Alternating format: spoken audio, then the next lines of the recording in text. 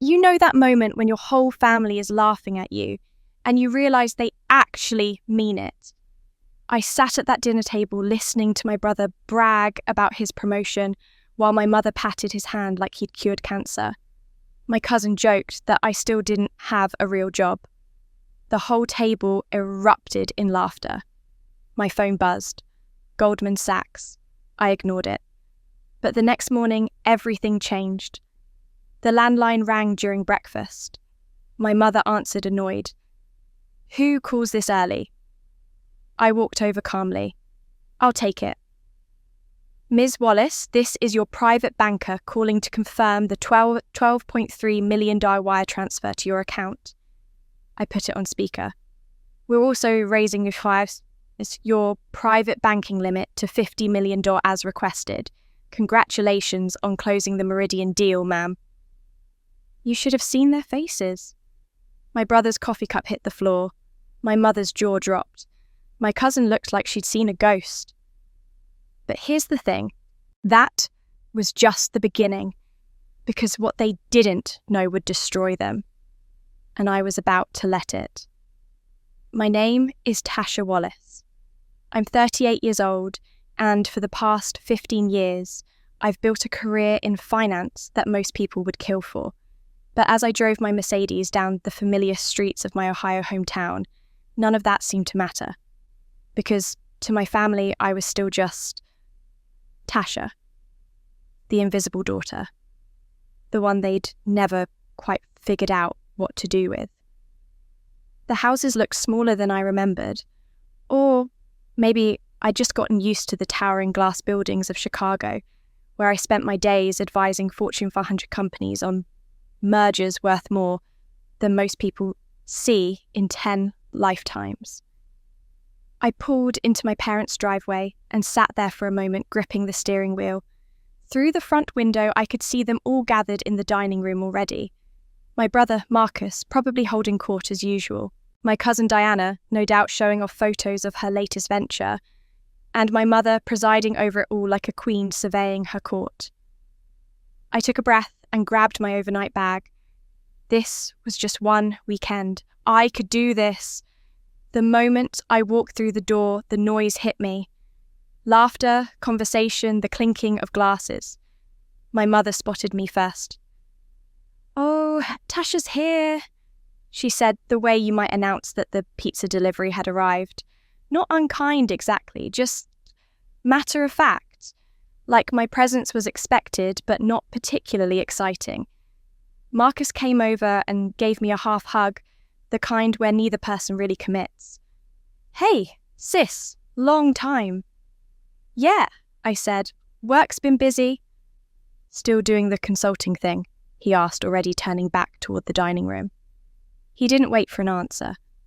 I followed everyone to the table, taking my usual seat at the far end.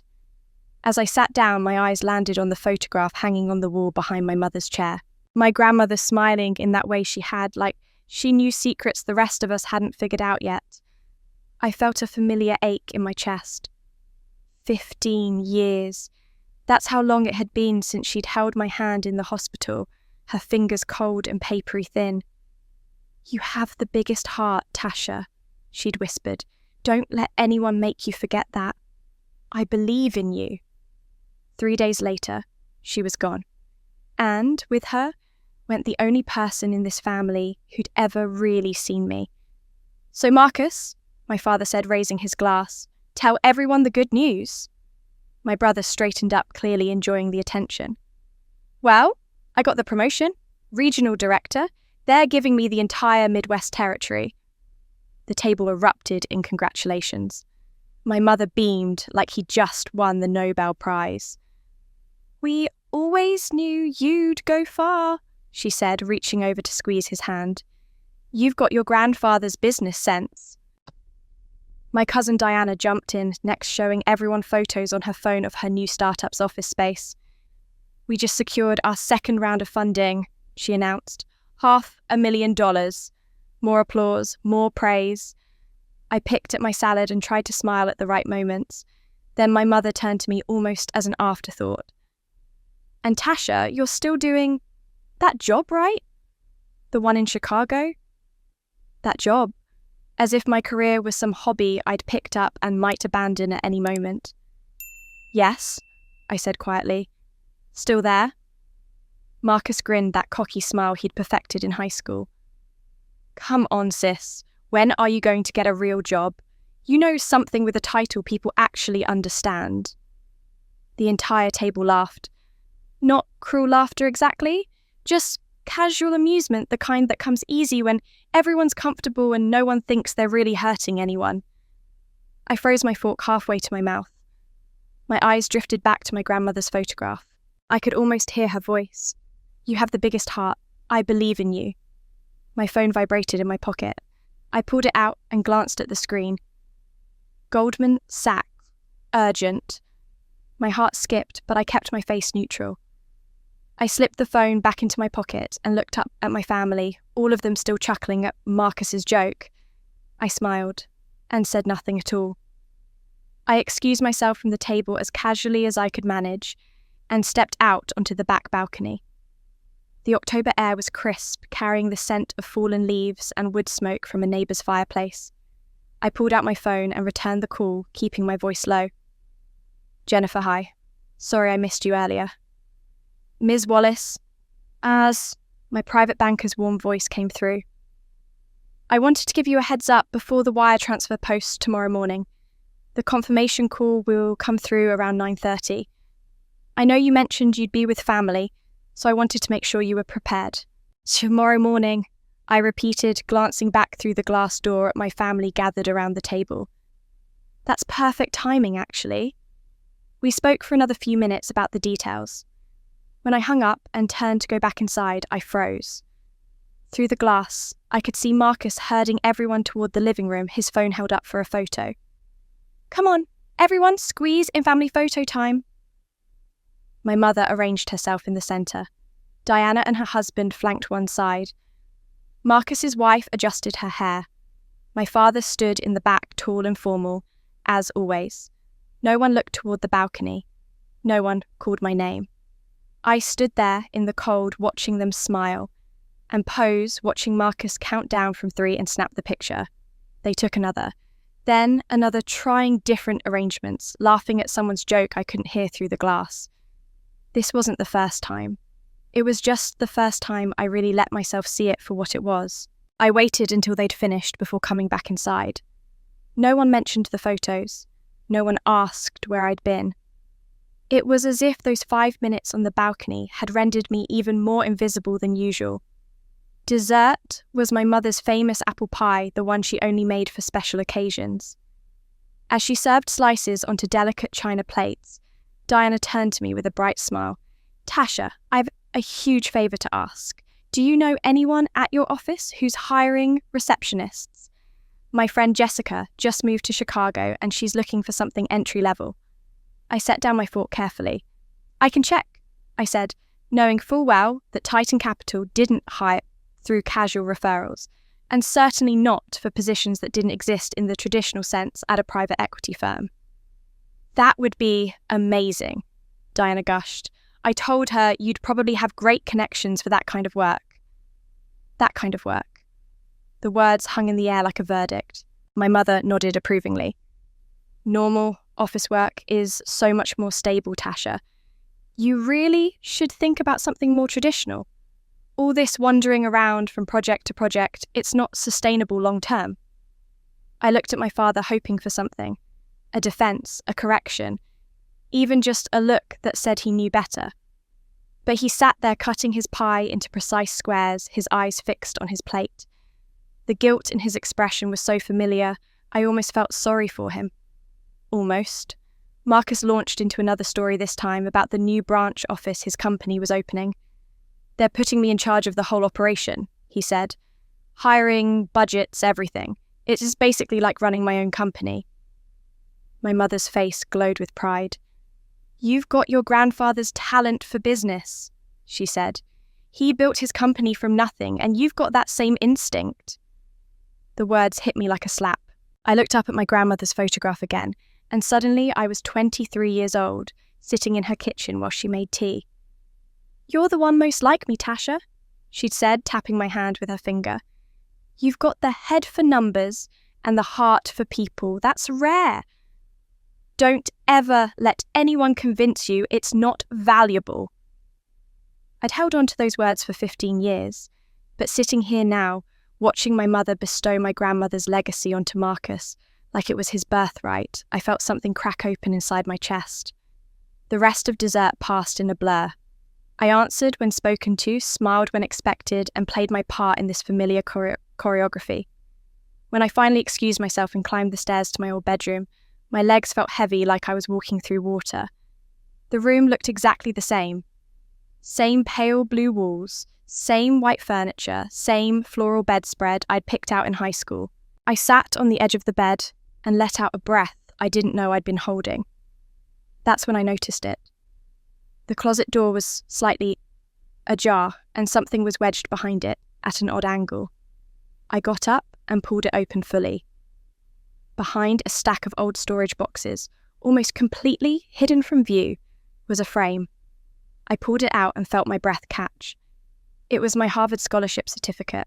Full ride, merit-based, one of only 30 awarded that year across the entire country. The glass was covered in dust. The frame was shoved so far back that you'd have to know it was there to find it. I stood there holding it, this Zhengzhou of something I'd achieved when I was 18 years old, something my family had apparently decided wasn't worth displaying. Downstairs, I could hear them laughing about something. Someone turned on music. The party was continuing without me the way it always had. I set the certificate on the bed and stared at it, my hands shaking. Then, I did what I always did when the emotions became too much. I reached for my laptop. The familiar blue glow filled the darkened room as the screen came to life. Immediately, notifications began flooding the corner of my screen. Emails, messages, calendar reminders. The entire digital ecosystem of my real life, the one that existed in a completely different universe from this house. The first email was from the board of Titan Capital. Ms. Wallace, the board has unanimously approved your proposal for the Henderson acquisition. Congratulations on bringing this complex deal to closure. Your strategic vision continues to set the standard for our firm. I scrolled down. Another from Senator Richardson's Chief of Staff. Senator Richardson confirms Thursday's meeting to discuss the infrastructure bill's impact on energy sector consolidation. He specifically requested your analysis. Then, one from Forbes. Ms. Wallace, we'd like to schedule an interview for our Women Reshaping Finance feature. Your work on the Meridian Energy merger has generated significant industry interest. I leaned back against the headboard and let out a long breath. This was my actual life. Not the sad little narrative my family had constructed, where I drifted from job to job, doing work they couldn't quite define. I am Tasha Wallace, managing partner at Titan Capital. I advise corporations on mergers and acquisitions worth hundreds of millions of dollars. I specialize in energy sector deals and corporate restructuring, the kind of complex financial architecture that makes or breaks billion-dollar companies. Last month, I closed a $120 million merger between Meridian Energy and Cascade Power, a deal so intricate it took 14 months to negotiate and required coordination across 4 countries. My bonus for that deal alone was $12.3 million. It would hit my account tomorrow morning. The people downstairs, the ones who'd spent the evening celebrating Marcus's regional promotion and Diana's $500,000 startup funding, had no idea. They thought I was some kind of low-level consultant, probably doing administrative work, definitely nothing important enough to warrant their attention or respect. And I'd let them think that. For years, I'd let them think that. Another email caught my eye, this one from Claire Hoffman, one of the senior advisors at our New York office, and something close to a mentor. Tasha, the partners want you in New York, permanently. They're creating a new division for sustainable energy M&A, and they want you to build and lead it. This is the big one. Call me when you can talk freely. New York, a whole new division. My own team, my own vision, completely separate from the Chicago office, where I'd spent the last decade proving myself over and over again. I should have felt excited, triumphant even. But sitting here in my childhood bedroom surrounded by the ghosts of who my family thought I was, I mostly felt tired. My phone buzzed with a text from Claire. "Just saw you opened the email. I know you're with family, but we need to talk soon. They want an answer by Monday." I typed back quickly. "I'll call you tomorrow. And Claire, I think I'm ready to say yes."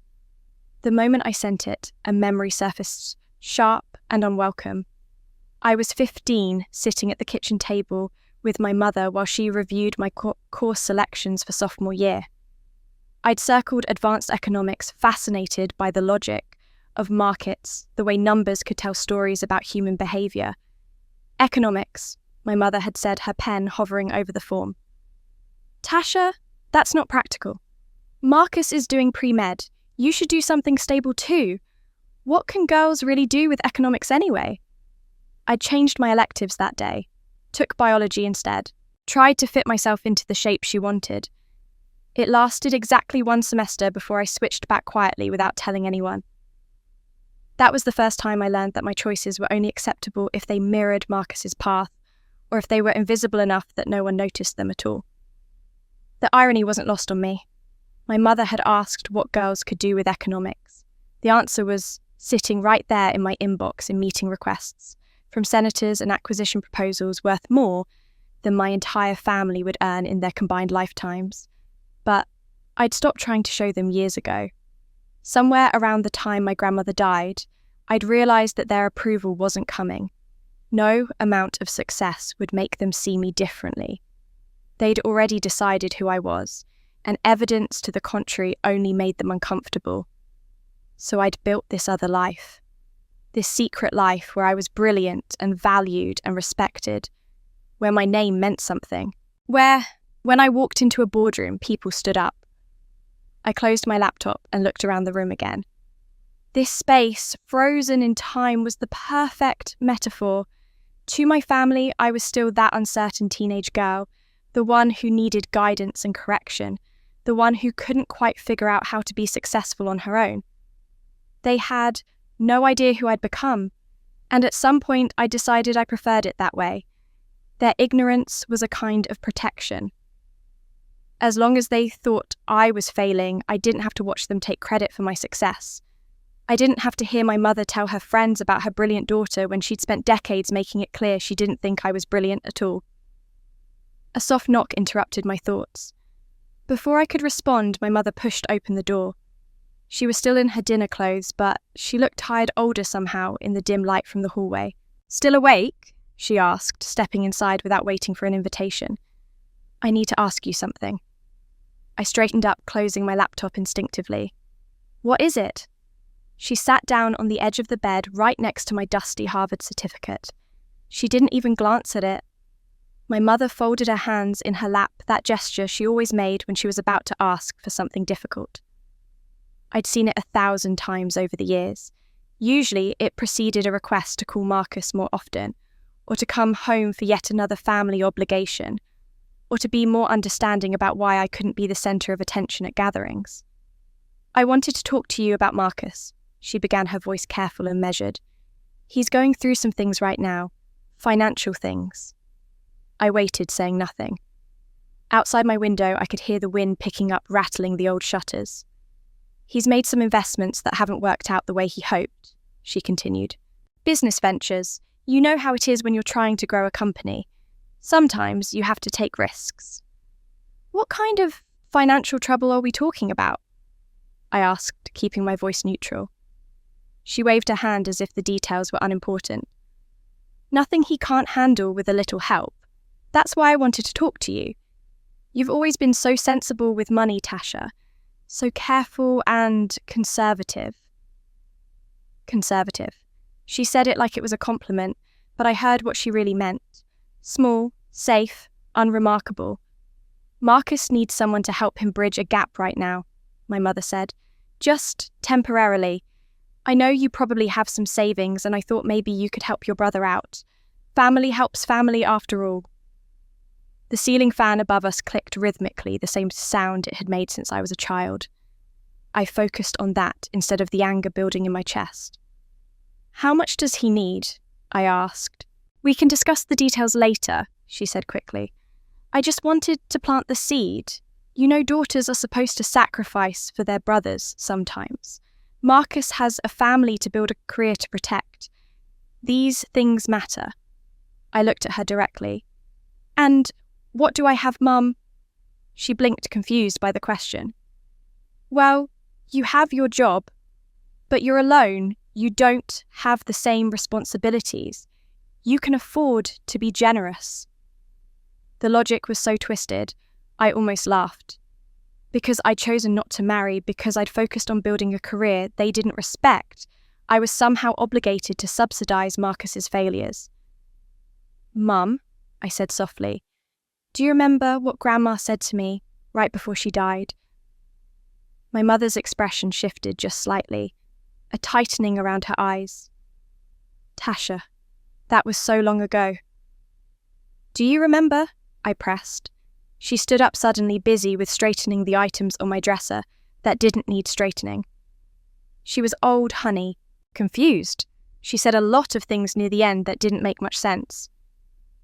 "She told me I had the biggest heart," I said. "She told me she believed in me." "I'm sure she said nice things to everyone," my mother replied, still not looking at me. "She loved all of you." But that wasn't what I'd asked. I'd asked if she remembered, and she was deflecting, changing the subject, dismissing it as the confused ramblings of a dying woman. My grandmother, who'd been sharp as a tack until her last breath, who'd built a successful real estate business in an era when women weren't supposed to do such things. Something was wrong here. The way my mother couldn't meet my eyes, the way she'd physically turned away from me. This wasn't just about her not remembering. This was about her not wanting to remember. "Just think about helping Marcus," my mother said, moving toward the door. "We can talk more about it tomorrow. I know you'll do the right thing." She left before I could respond, pulling the door shut behind her with a soft click. I sat there in the silence, my mind racing. Tomorrow. She wanted to talk more tomorrow. The same tomorrow when my $12.3 million bonus would hit my account, when my banker would call to confirm the wire transfer. My laptop pinged with a new email. I opened it reflexively, even though it was nearly 11 at night. The subject line read, "Wire transfer confirmation, Titan Capital bonus distribution." I clicked it open. The email was from my bank's private wealth management division, the service I'd been transferred to 6 months ago, when my accounts crossed the threshold that triggered their special attention. "Dear Ms. Wallace, this email confirms that your wire transfer of $12,300,000 has been processed and will post to your account at 9:30 a.m. EST on October 15th. Per your previous request, we will place a confirmation call to the contact number on file. If you need to modify the notification process, please contact your relationship manager immediately. Tomorrow morning, 9:30, right around the time my family would be gathering for breakfast, the way we always did on reunion weekends." I stared at the screen, then at the closed door where my mother had just exited, then at the Harvard certificate still lying on the bed beside me. I thought about packing my things and leaving tonight. Driving back to Chicago in the dark, escaping before this could get any messier. I could text some excuse in the morning, claim a work emergency. They'd believe it. They'd probably be relieved. But something stopped me. Maybe it was the memory of my grandmother's hand in mine. Maybe it was the sight of that certificate proof of something I'd achieved that they'd literally hidden away. Maybe it was just exhaustion from carrying this secret for so long. I picked up my phone and texted Claire. "I'm staying in Ohio one more day. Something I need to handle." She replied immediately. "Everything okay?" I looked around my childhood bedroom, at the life my family thought I was living versus the life I'd actually built. "It will be," I typed back, "after tomorrow." I closed the laptop and turned off the light. But I didn't sleep. I lay there in the darkness, listening to the old house settle around me. listening to muffled voices from downstairs, where my family was still awake, probably discussing Marcus's problems, probably planning how to approach me again in the morning. And I waited for dawn. When it finally came grey light filtering through the curtains, I heard footsteps on the stairs. Then, Marcus's voice urgent and pleading, echoing up from the kitchen. "Mom, you have to convince her to help me. You have to make her understand." I sat up in bed and checked my phone. 8:45. 45 minutes until the call would come through. I got dressed slowly, deliberately. Then I headed downstairs. The kitchen was full when I entered. My entire family had gathered around the breakfast table as if this were a normal Saturday morning, as if I hadn't heard Marcus's desperate pleading echoing up the stairwell just minutes before. But the atmosphere felt off, like everyone was playing a part in a script they'd rehearsed overnight. My mother was at the stove making pancakes, too cheerful, too focused on her cooking. Marcus sat at the head of the table, where my father usually sat scrolling through his phone with studied casualness. Diana and her husband occupied the far side, whispering to each other, and my father stood by the coffee maker, his shoulders tense, his jaw tight. "Good morning, Tasha," my mother sang out, flipping a pancake with unnecessary flourish. "Did you sleep well?" "Fine," I said, pouring myself coffee from the pot my father had just finished brewing. Our eyes met for a split second. His expression was strange, almost pained, like he was working up the courage to say something difficult. I took a seat at my usual spot, the one farthest from the head of the table. The one that had always been mine by default, never by choice. Marcus looked up from his phone, offering me a smile that didn't quite reach his eyes. "Hey, sis, big plans for the weekend?" "Just this?" I said, gesturing vaguely at the table. "Family time." Diana leaned forward, her voice bright with forced interest. "So Tasha, you're still working for that small consulting firm, right?" "The one in Chicago. Small consulting firm." The words landed exactly as she'd intended them to. Titan Capital managed over $15 billion in assets and employed 230 people across 3 offices. But to Diana, who'd never bothered to ask what I actually did, it was a small consulting firm. "Something like that," I replied, sipping my coffee. Marcus jumped in quickly, too quickly. "Doesn't really matter what she does as long as she's happy, right?" He looked around the table as if seeking confirmation. "That's what's important, being happy." The condescension was wrapped so neatly in false kindness that for a moment I almost admired the technique. This was the new strategy then. Not outright mockery like last night, but gentle dismissal disguised as supportive family concern. "We don't need to understand your little job, Tasha, as long as it makes you happy." Happiness is important, I agreed, watching him over the rim of my cup. My mother brought a platter of pancakes to the table, setting them down with a bright smile that didn't hide the calculation in her eyes. "Tasha, I was thinking we could all go into town later. Maybe do some shopping. Just us girls." She glanced meaningfully at Diana, who nodded enthusiastically. This was it. This was when they'd corner me in some boutique dressing room and make the ask official. "Marcus needs help and your family, and surely you have some savings tucked away that you could share." "Maybe," I said non-committally. My father suddenly cleared his throat, the sound sharp in the artificially cheerful room. "Tasha," he said, his voice strained, "I need to talk with you about something important." Everyone went still. Even my mother paused mid-reach for the syrup. "Now?" I asked. "Yes, it's about..." He trailed off, glancing at my mother, then at Marcus, then back at me. "It's about your grandmother." My grandmother? The word hung in the air like a grenade. I felt my pulse quicken. This was the thing my mother had avoided last night, the memory she'd dismissed as confusion. "What about her?" I asked quietly. My father opened his mouth to speak, but before he could get a word out, the landline phone rang. The sound was jarring, old-fashioned and loud in the modern kitchen. We all had cell phones. No one called Dad to the landline anymore, except telemarketers and the occasional wrong number. Everyone froze. My mother looked at the phone on the wall, then at the clock on the microwave. 9:28. "Who calls this early on a Saturday?" she said, her voice edged with annoyance. The phone rang again, insistent. Marcus frowned. "Just let it go to voicemail." But I was already standing up, my coffee cup still in my hand. My heart was pounding, but outwardly I moved with perfect calm. I crossed the kitchen in 4 steps and reached for the phone. "Tasha, what are you doing?" my mother asked. "It's probably just spam." I lifted the receiver and pressed the speaker button, setting it back in the cradle so my hands would be free. My family stared at me like I'd lost my mind. "Hello," I said, my voice steady. There was a brief pause, the sound of someone clicking through screens on their end. Then a woman's voice, professional and warm, came through the speaker, filling the entire kitchen. "Good morning, is this Ms. Tasha Wallace?" "Yes, this is she," I replied, looking directly at my mother's confused face. "Ms. Wallace, this is Jennifer Chen from US Bank Private Wealth Management.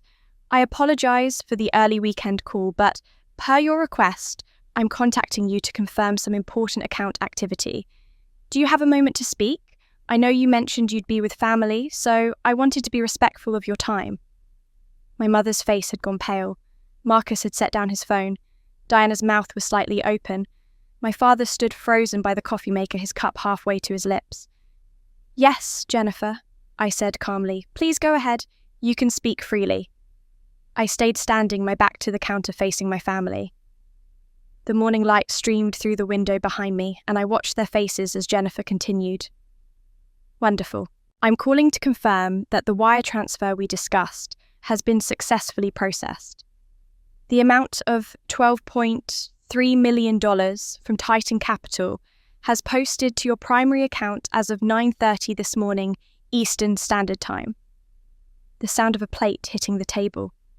Diana's gasp. Marcus's sharp intake of breath. But Jennifer wasn't finished. "Additionally, as discussed with your relationship manager last week, we've processed your request to increase your private banking credit facility from $25 million to $50 million. This will give you additional liquidity options for your upcoming investment opportunities. Do you confirm these transactions, Ms. Wallace?"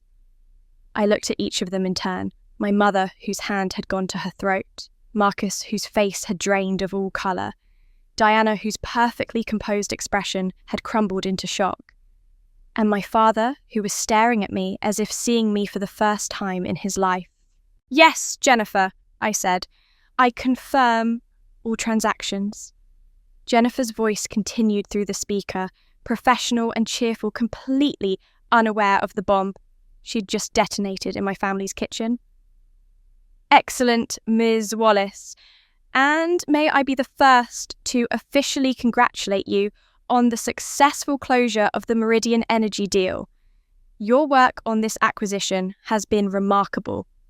The complexity of coordinating a cross-border merger of this magnitude is exactly why Titan Capital continues to lead the industry." The silence in the room was so complete I could hear the clock ticking on the wall, could hear Diana's shallow breathing, could hear the coffee maker's final gurgle as it finished its cycle. "I appreciate that, Jennifer," I said, my eyes still on my family. "The Meridian deal was particularly challenging, but I'm pleased with the outcome." "As you should be," Jennifer replied warmly. $120 million merger is no small feat. Now, I know you're with family, so I won't keep you. I just wanted to ensure everything was confirmed on your end. We'll send the full documentation to your secure portal by Monday morning. Is there anything else you need from us today?" "No, that's everything. Thank you for calling, Jennifer." "My pleasure, Ms. Wallace. Enjoy your weekend." I pressed the button to end the call. The click seemed impossibly loud. For a moment, nobody moved. My mother stood frozen at the stove, spatula in hand, syrup dripping slowly onto the burner below. Marcus had his phone in a death grip, his knuckles white. Diana stared at me like I'd suddenly started speaking a foreign language. My father was the only one who'd managed to set down his coffee cup, but his hand trembled as he did it. Then Marcus's water glass hit the table. Not a careful setting down, but a loss of motor control water sloshing over the rim and spreading across the wood surface in a dark stain. He didn't seem to notice. 12, Diana started, then stopped. $12.3 million, I finished for her. Yes? My mother found her voice first, though it came out higher than normal, strained. Tasha, what? What was that?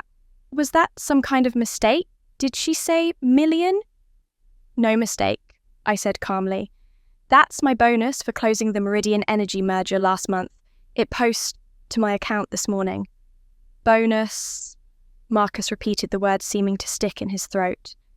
Your bonus is $12 million. 12.3, I corrected. The deal itself was worth $120 million.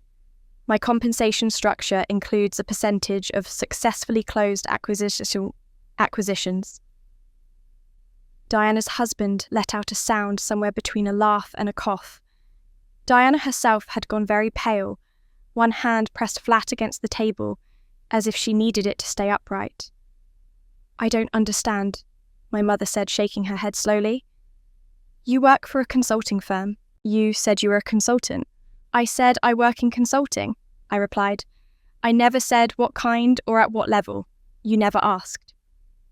The truth of that statement landed like a physical blow. I watched my mother's face as she processed. It watched the moment she realised that every dismissive comment, every casual assumption, every time she'd waved off my career as that job had been based on nothing but her own refusal to actually ask what I did. My father moved first, walking slowly to the table and pulling out a chair.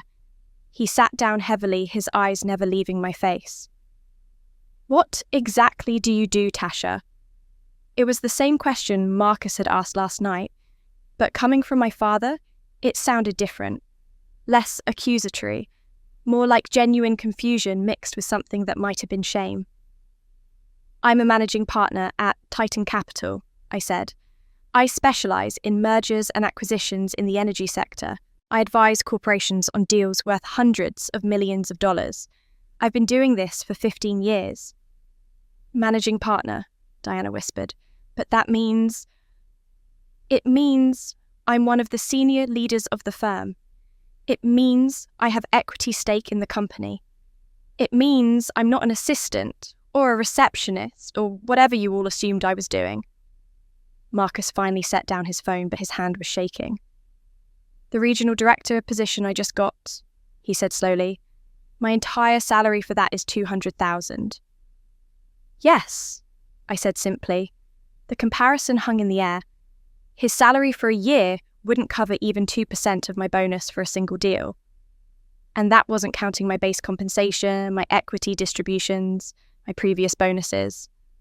This can't be real, Diana said, but her voice lacked conviction. Tasha, is this really real? Instead of answering, I walked to where I'd left my laptop bag by the kitchen door last night. I pulled out my computer and brought it back to the table, opening it and turning it so the screen faced them. My browser was still open to the industry news page I'd been reading before bed. The headline sat there in bold letters, accompanied by a professional photo of me from last year's industry conference, standing in front of Titan Capital's logo. Female finance leader Tasha Wallace closes historic $120 million deal. How one woman is reshaping energy sector M&A. Below that, a subheading Titan Capital's rising star negotiates complex four-country merger, setting new standard for sustainable energy acquisitions. I watched them read it. Watched my mother's lips move as she processed the words. Watched Marcus's face cycle through disbelief, shock, and something that might have been anger. Watched Diana lean forward, squinting as if surely she was misreading something. That's you, my mother said faintly. That photo. That's really you. That's really me, I confirmed. My father stood up and came around the table, leaning over to read the article more closely. His hand came up to his mouth, covering it as he read. When he finally looked up at me, his eyes were shining with unshed tears. Tasha, he said, his voice breaking, why didn't you tell us? It was the question I'd been expecting, the one I'd been preparing to answer for years if this moment ever came. But standing there in my childhood kitchen, watching my family grapple with the reality of who I actually was, I found I didn't have a simple answer ready. "Would you have believed me?" I asked quietly. The silence that followed was answer enough. But silence, I was learning, doesn't last long when money enters the room. It took less than 5 minutes for everything to change. 5 minutes for my family to recalibrate, to reshape their narrative, to rewrite history in real time. My mother moved first. She set down the spatula with a clatter and crossed the kitchen in 3 quick steps, pulling me into an embrace so sudden and tight it actually startled me. "Oh, Tasha," she said, her voice warm and trembling with emotion. "I always knew you'd succeed. I always told everyone you were special, didn't I?" I stood there with my arms at my sides, not returning the hug, processing what she'd just said. Always knew. Always told everyone. The revisionism was so instant, so complete, that I almost admired its efficiency. "I'm so proud of you," she continued, pulling back to hold me by the shoulders, her eyes searching my face. "My daughter, the finance leader. Can you imagine? We need to celebrate properly. This is incredible." Diana was on her feet now too, her shock transforming into something bright and eager. "Tasha, wow, I had no idea you were working at that level. Finance, that's so impressive. You know, I've actually been exploring investment opportunities for my startup. I'd love to pick your brain about strategies for scaling capital raises." I looked at her, this woman, who 20 minutes ago had asked if I knew anyone hiring receptionists. "Is that right?" I said flatly. "Absolutely." Diana rushed on, seemingly oblivious to my tone. "I mean, with your expertise, you probably have such valuable insights about the market. We should definitely sit down and talk. Maybe you could even look at our business plan. I'd trust your analysis more than any consultant we could hire." Marcus had found his voice, though it came out strained, like he was forcing words through a too small opening. "Sis, wow, that's really something." He attempted a smile that didn't quite work, his lips pulling back from his teeth in something closer to a grimace. "I was just joking around earlier, you know that, right? About the real job thing. Just brother-sister teasing. Just joking. Just teasing. As if years of dismissive comments could be erased by claiming humour. "Of course," I said, my voice carefully neutral. My mother was already planning, her mind clearly racing ahead to all the possibilities. "We should have a proper dinner tonight. Invite the extended family. Everyone will want to celebrate your success. Your aunt, Linda, Uncle Tom, the cousins you haven't seen in years. They'll be so excited to hear." "Hear what?" I interrupted. "Hear that I'm suddenly worth paying attention to." She blinked, confused by the edge in my voice. "Tasha, don't be like that. Family celebrates together. This is wonderful news for all of us." For all of us. The words hung there, revealing everything. My phone sitting on the counter near the coffee maker began vibrating. Then it didn't stop. Message after message, the screen lighting up repeatedly. I walked over and picked it up, scrolling through the notifications. My Aunt Linda, who I hadn't heard from since my grandmother's funeral. "Just heard the amazing news, so proud. We need to catch up soon." My cousin Rachel, who'd never responded to my last 3 Christmas cards. "Tasha, you're famous. Can't believe you've been doing all this coffee when you're in town." Uncle Tom. "Your mother just called. Congratulations on your success. The whole family is talking about you." More and more messages flooding in from relatives I'd almost forgotten existed. People who'd never shown interest in my life, never asked about my career, never bothered to stay in touch. But now that there was a Forbes article and a 7-figure bonus, suddenly they all remembered I existed. I looked up to find my mother watching me expectantly, Diana hovering nearby, with that eager expression, Marcus standing awkwardly by his chair, and my father still seated at the table watching it all with an expression I'd never seen on his face before. Shame, deep and profound, pulling at the corners of his mouth, creasing his forehead. "This is what you wanted to talk to me about last night, isn't it?" I said to my mother. "When you came to my room, you wanted me to help Marcus with his financial troubles." She had the grace to look uncomfortable. "Well, yes, but that was before you knew I had money worth asking for." I finished. "Tasha, that's not fair," Diana interjected. "Your mother was just trying to look out for the family." "Was she?" I turned to Diana. "And you asking if I knew anyone hiring receptionists? That was looking out for family too." Diana flushed. "I didn't know what you did. You never talked about your work." "You never asked?" I said. "None of you did? Not once in 15 years did anyone at this table ask me what my actual job title was, what kind of work I did, what my career goals were. You decided what I was, and asking questions might have contradicted that story." My mother reached for my arm. "Honey, you're being unfair. We're proud of you. We've always been proud." "Have you?" I asked quietly. "Or are you proud of $12.3 million? The question landed like I knew it would. My mother's hand dropped. Diana looked away. Marcus studied his shoes with sudden, intense interest. My father stood up slowly, his chair scraping against the floor. When he spoke, his voice was rough-aged in a way I'd never heard before. "Tasha," he said, "I need to speak with you. Privately." He glanced at my mother, then at Marcus, then back to me. "About your grandmother's will." The temperature in the room seemed to drop, chilled to 10 degrees. My mother went very still. Marcus's head snapped up. Even Diana's eager expression faltered. "What about grandmother's will?" I asked, though something in my chest was already tightening, already bracing for another blow. My father's eyes were wet now, tears threatening to spill over. "There are things you need to know. Things we should have told you a long time ago." He looked at my mother. "Things I should have insisted we tell you even when others wanted to keep quiet." My mother's face had gone pale. "Robert, maybe now isn't the time." "Now is exactly the time," my father said, his voice firmer than I'd heard it in years. He looked at me. "Please, Tasha, my study, we need to talk." I followed him down the hallway past the family photos that lined the walls like a curated history of people who'd barely included me. Behind us, the kitchen had gone silent. No one followed.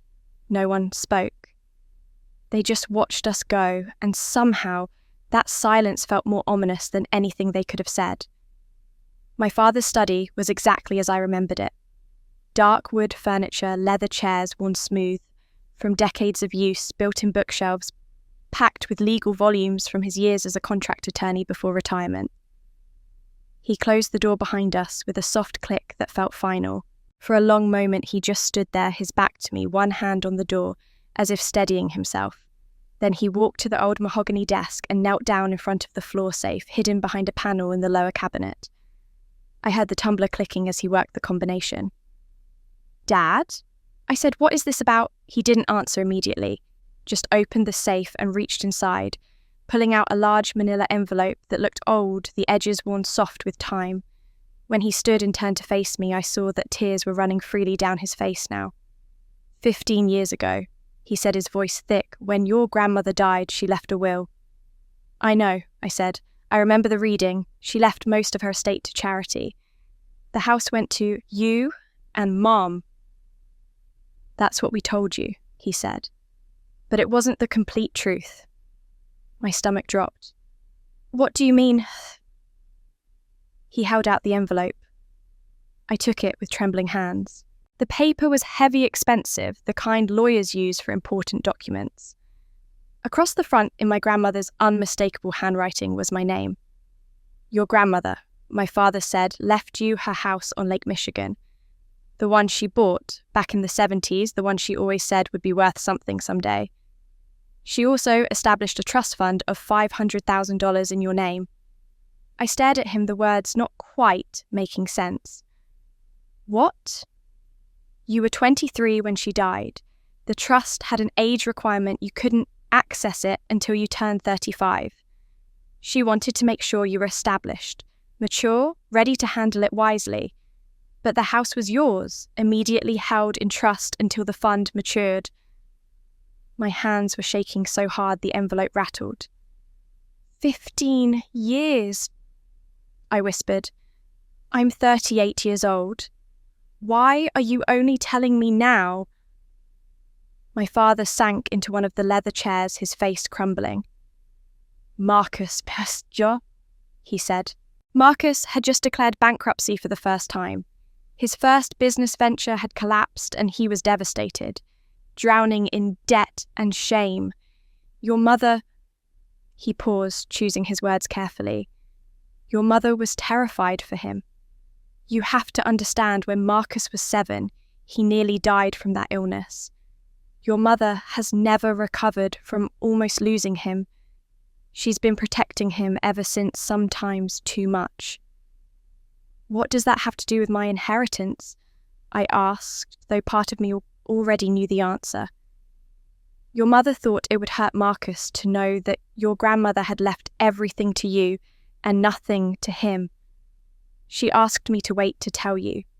Said we'd explain it all when you turned 35, when the trust matured. Just a few years, she said, just until Marcus got back on his feet. A few years?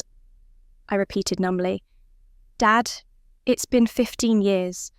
I turned 35 3 years ago. He nodded, fresh tears spilling over. I know. And I have no excuse. Marcus didn't get back on his feet. He kept failing, kept needing help, and your mother kept saying we had to wait, had to protect him, and I... His voice broke. I was weak. I should have told you. I should have stood up to your mother. But I didn't, and that's on me. I opened the envelope with shaking fingers. Inside was the official trust document, legal and binding, and attached to it a handwritten letter on my grandmother's personal stationery.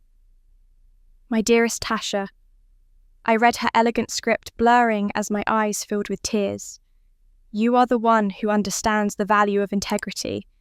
You're the one who inherited my practical mind and my stubborn heart. Don't let anyone make you doubt yourself, not even family, especially not family. This house and this money are yours, because I trust you to use them wisely, to build something meaningful, to never compromise who you are for what others expect you to be. You are enough, exactly as you are. The tears fell then hot and fast, splashing onto the paper, not because of the money, not because of the house, but because my grandmother had seen me, truly seen me, and had tried to tell me I was valuable. And my family had taken that message and buried it for 15 years. The house, I said, my voice barely audible. Where is it now? My father's silence was answer enough. When I looked up at him, he couldn't meet my eyes. We used it as collateral, he said finally, for Marcus's second business loan, then his third. It's mortgaged now, leveraged against his debts. We thought he'd pay it back, thought it would all work out, but it didn't, I finished. And you never told me. You used my property, my inheritance from the one person in this family who actually believed in me, and you used it to bail out Marcus, without my permission, without my knowledge. Tasha, I'm so sorry. Who else knew? I interrupted. Besides you and Mum, who else knew about this? My father's face crumpled further, and I knew the answer before he spoke. Everyone, he whispered, the whole family.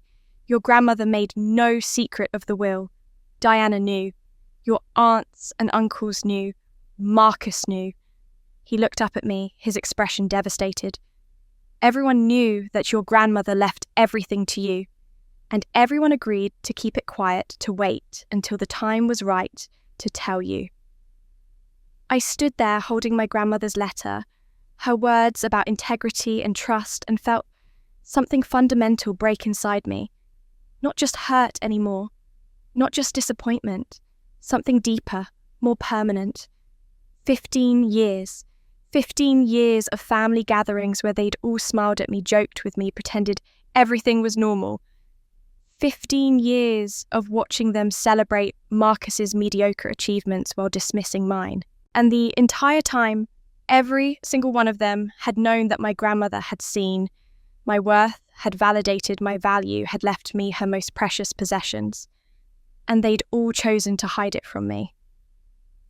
I walked out of my father's study, with my grandmother's letter still clutched in my hand.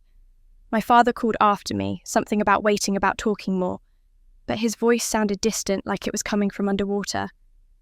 I moved down the hallway, in a daze, my feet carrying me forward on autopilot. The living room came into view. They were all there, arranged casually on the sofas and chairs. Like this was any normal family morning. My mother had brought in fresh coffee. Diana was showing Marcus something on her phone. Someone had turned on music, something soft and inoffensive, that was supposed to make everything feel comfortable and safe. They looked up when I entered.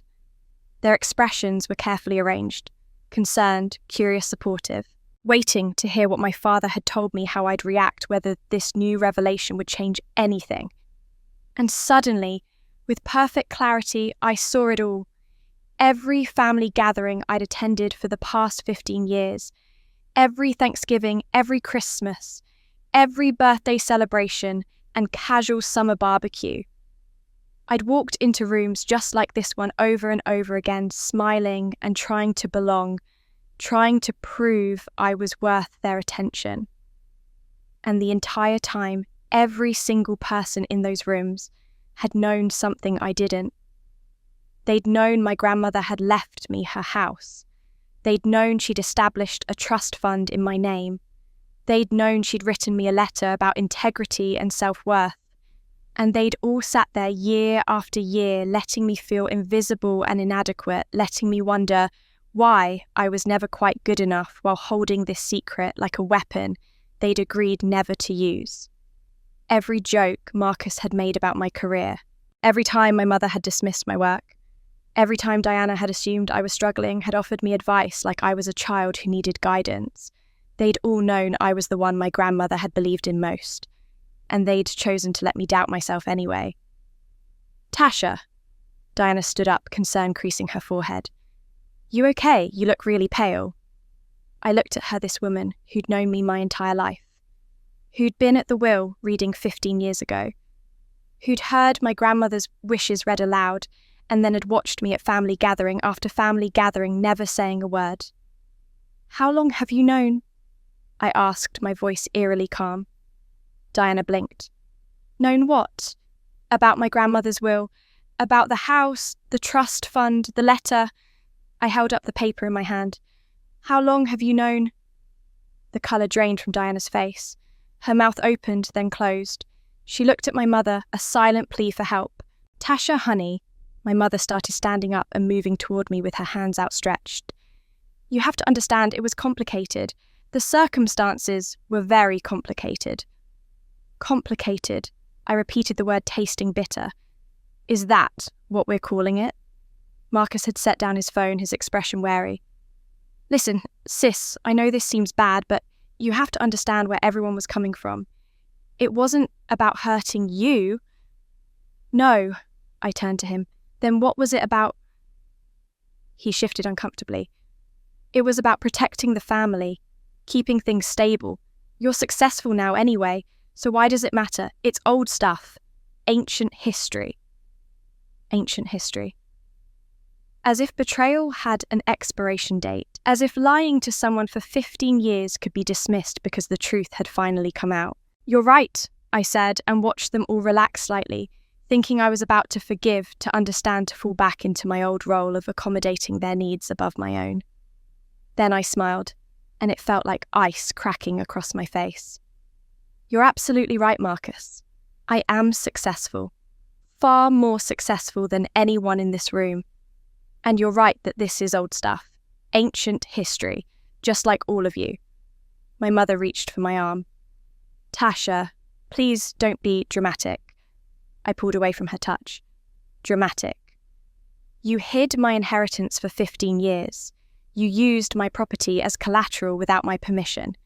You all sat in rooms together year after year and decided collectively that I didn't deserve to know my own grandmother's wishes.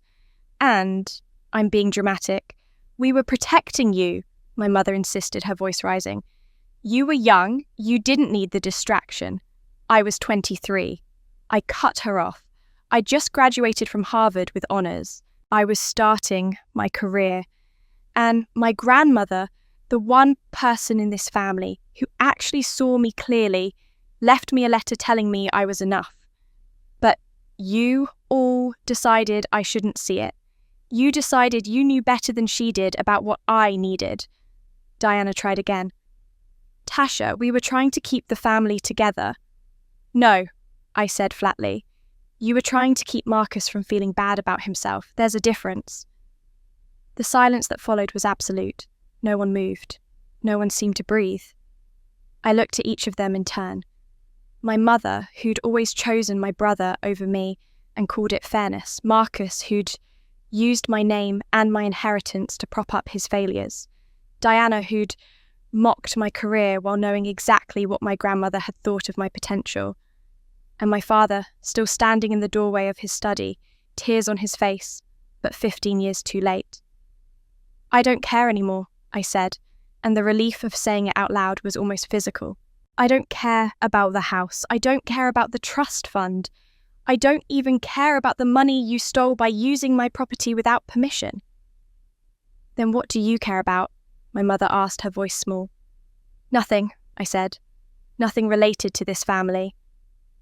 I pulled out my phone and found Claire's number. She answered on the first ring. Tasha.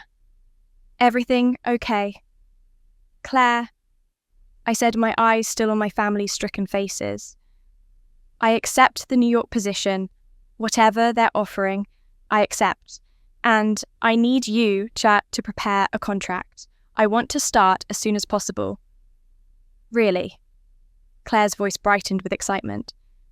Tasha, that's fantastic. I'll have legal draw up the papers today. When can you? Monday, I interrupted. I can start Monday. I'm done here. Done in Ohio? I thought you were staying through the weekend. Plans changed, I said. I'll be back in Chicago tonight. We can meet first thing tomorrow to go over the details. I ended the call and looked back at my family. They were all staring at me like I'd just announced I was moving to another planet. Tasha, wait, my father said, finally finding his voice. Please, let's talk about this. Don't make any rash decisions. I laughed, and the sound was harsh even to my own ears. Rash, Dad, I've been making the same decision for 15 years. I've been choosing to stay connected to people who don't respect me. The only difference is that now I'm finally admitting it out loud. I turned and walked toward the stairs, toward my room, toward packing my bags and leaving this house behind. My mother called after me, but I didn't turn around. There was nothing left to say. I spent the next several hours in my room making calls and sending emails. First to my lawyer in Chicago, requesting he expedite the inheritance paperwork and contact my father's attorney to begin the legal process of claiming what was rightfully mine. Then to Claire, working through the details of the New York position. Then to my accountant, my realtor, my entire professional support system, methodically arranging the pieces of my departure. By 3 p.m, I heard a car pull into the driveway. From my window, I watched a man in a suit emerge carrying a leather briefcase. My lawyer had sent an associate from the Columbus office just as I'd requested. Fast and efficient, the way I'd always conducted business.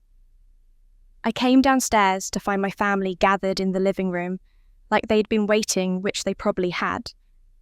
The young lawyer, who introduced himself as David Chen, was setting up documents on the coffee table with practiced efficiency.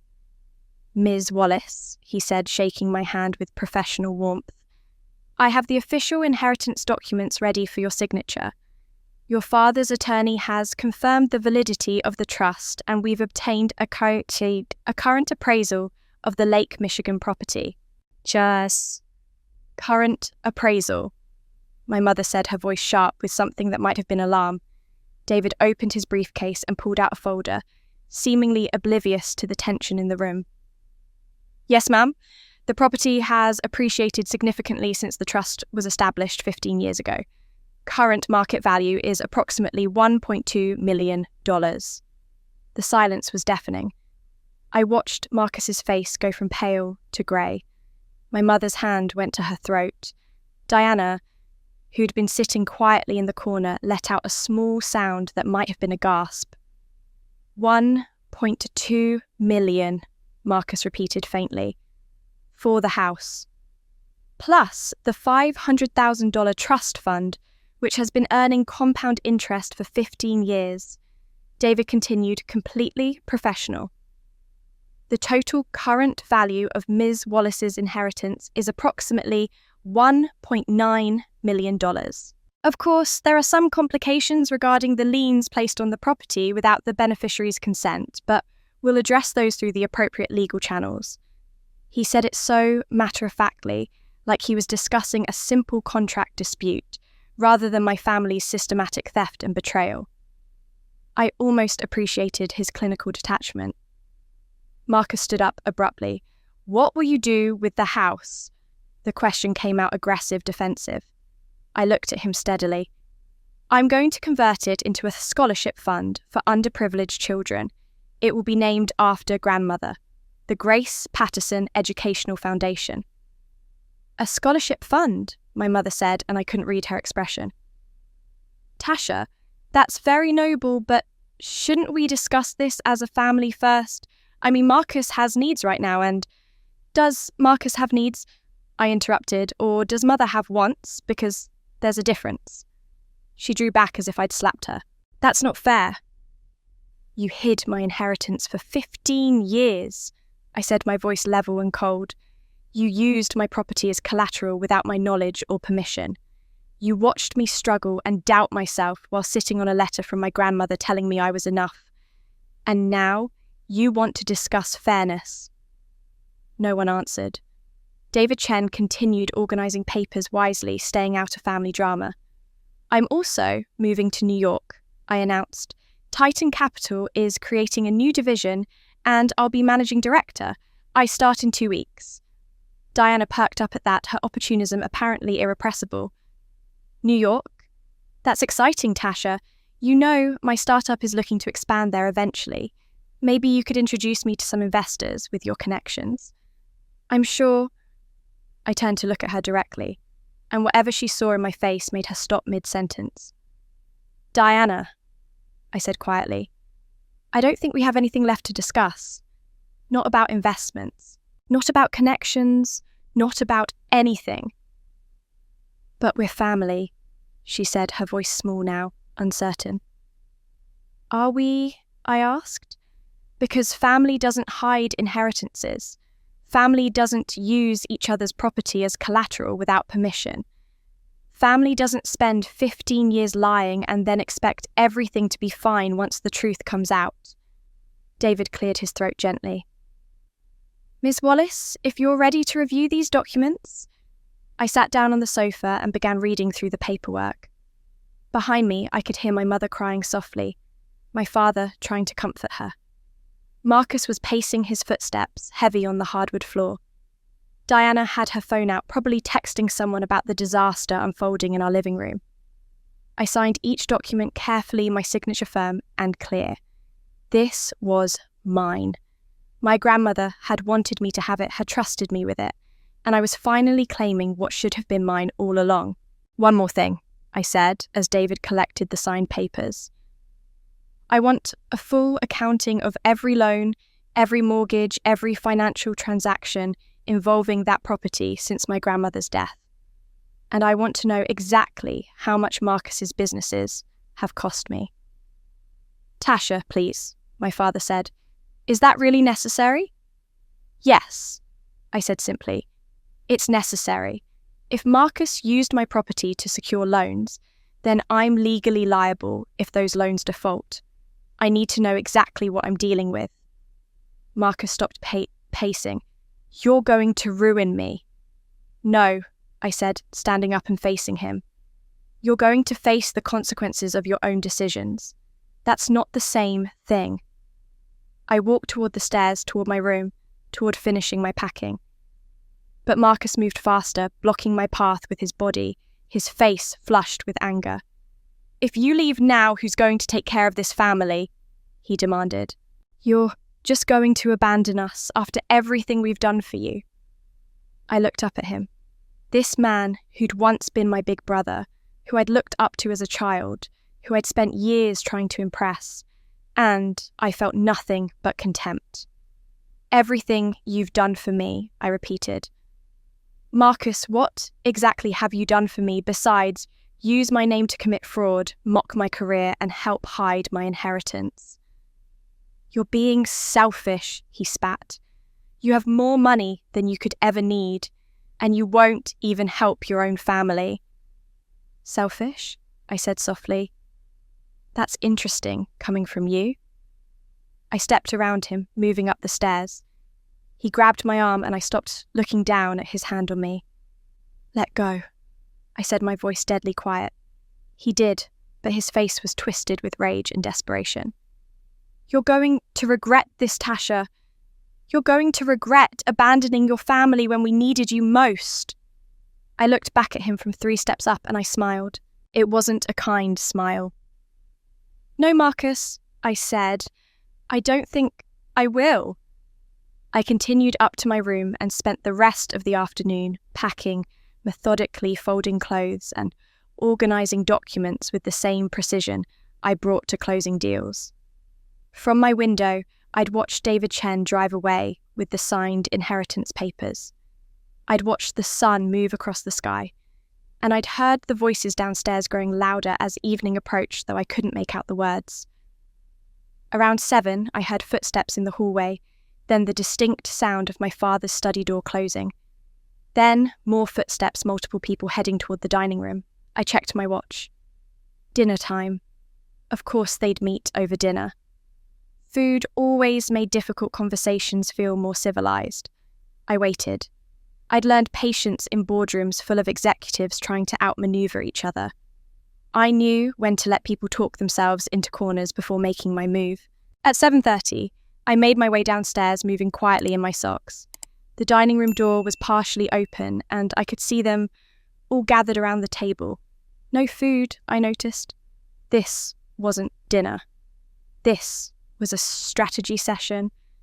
I stood in the hallway just out of sight, listening. Marcus's voice came first, pitched with the forced confidence of someone trying to convince himself as much as others. "Look, the reality is she's rich now, really rich. That 12 million is just a bonus. She probably makes that much in regular salary. And then there's the inheritance, almost 2 million more. She has more money than she could spend in a lifetime. So she should help family," my mother said, her tone making it sound like an obvious conclusion. "That's what you do when you have resources. You share them with the people who raised you, who sacrificed for you." I almost laughed at that. Sacrificed for me. They'd hidden my inheritance and mocked my career, but sure, let's call that sacrifice. Diana's voice joined in, businesslike and practical. "We should approach this strategically, not as asking for handouts, but as an investment opportunity. We could create a family investment group. Tasha manages the fund. With her expertise, we all contribute what we can, and profits get split equally among all family members." "Equally?" Marcus jumped on the idea. "Right, that makes it fair.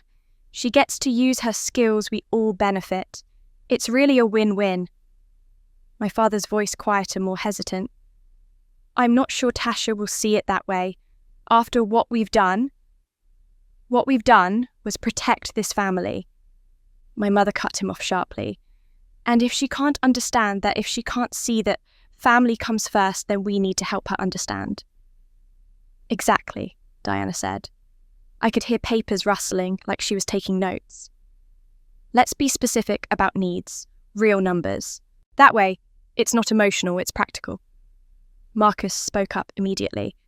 "I need 500,000. That would clear my business debts, let me start fresh. It's an investment in my future, really." "And I need 300,000 for the expansion," Diana added. "My startup is right on the edge of breaking through. With proper capital, I could double our revenue within a year." More rustling of paper. Then my mother's voice, matter of fact. "Your father and I need 200,000. The house needs work, new roof, new furnace, and we're not getting any younger. We need to think about our retirement security. I did the math in my head. $1 million. They were sitting there casually dividing up $1 million of my money, like they were splitting a restaurant bill. So we're agreed, Marcus said. We approach her together, present it as a family investment opportunity, emphasize that we're all in this together. She has to say yes, my mother said, and there was steel in her voice. Daughters have a responsibility to their parents, to their family. She can't just walk away and let us struggle when she has so much. What if she refuses? Diana asked. A pause. Then my mother again. Then we remind her that family is family.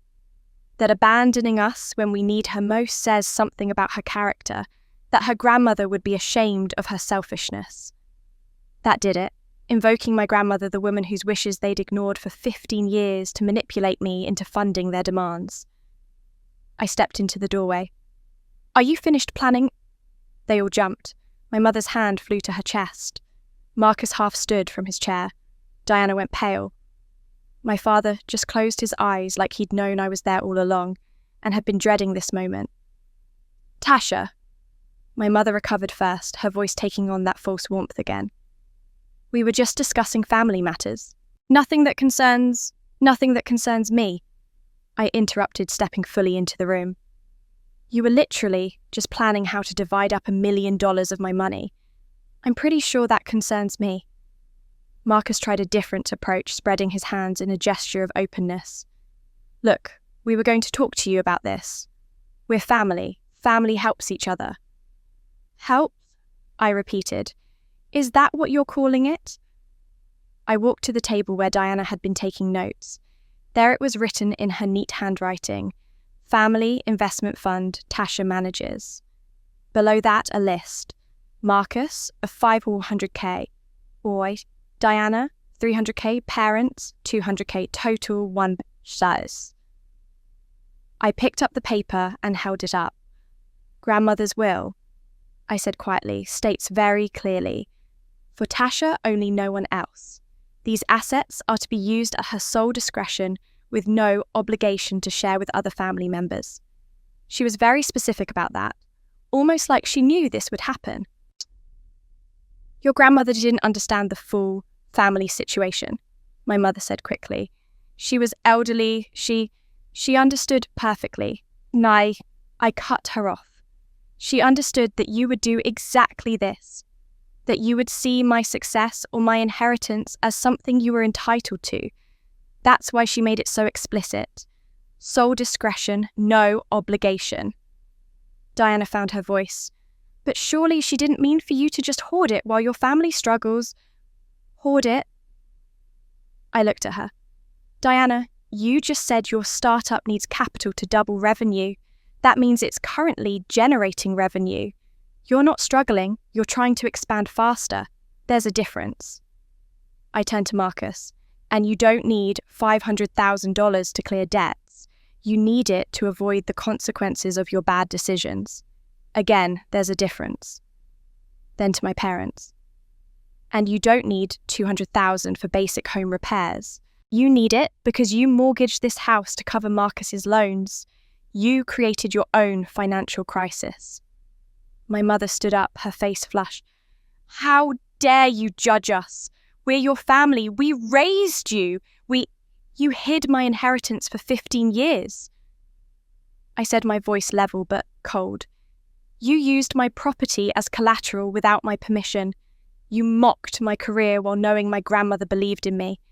And now you're sitting here planning how to guilt me into giving you $1 million by invoking the same grandmother whose wishes you violated. So you're saying no, Marcus said flatly. You're going to let your family fall apart because you're too selfish to help. I smiled, and it was the same smile I'd given him on the stairs. No, Marcus, I'm saying that you're finally going to face the consequences of your own choices, and I'm not going to save you from them. I set Diana's notes back on the table and turned to leave. Are you really planning to violate your grandmother's will? I asked, looking back at them. Because that's a legal document. And if you try to claim any part of my inheritance, or if you try to pressure me into giving you money by invoking family obligation, I will pursue legal action. Is that clear? The silence was absolute. Good, I said. I'm leaving first thing in the morning. I suggest you spend tonight figuring out how to solve your own problems. But I didn't walk away. Not yet, because there was something else that needed to be said, something I'd been holding back until the right moment. And watching them sit there with their carefully calculated list of demands, I realised the moment had arrived. Just so we're absolutely clear, I continued, my voice steady and businesslike.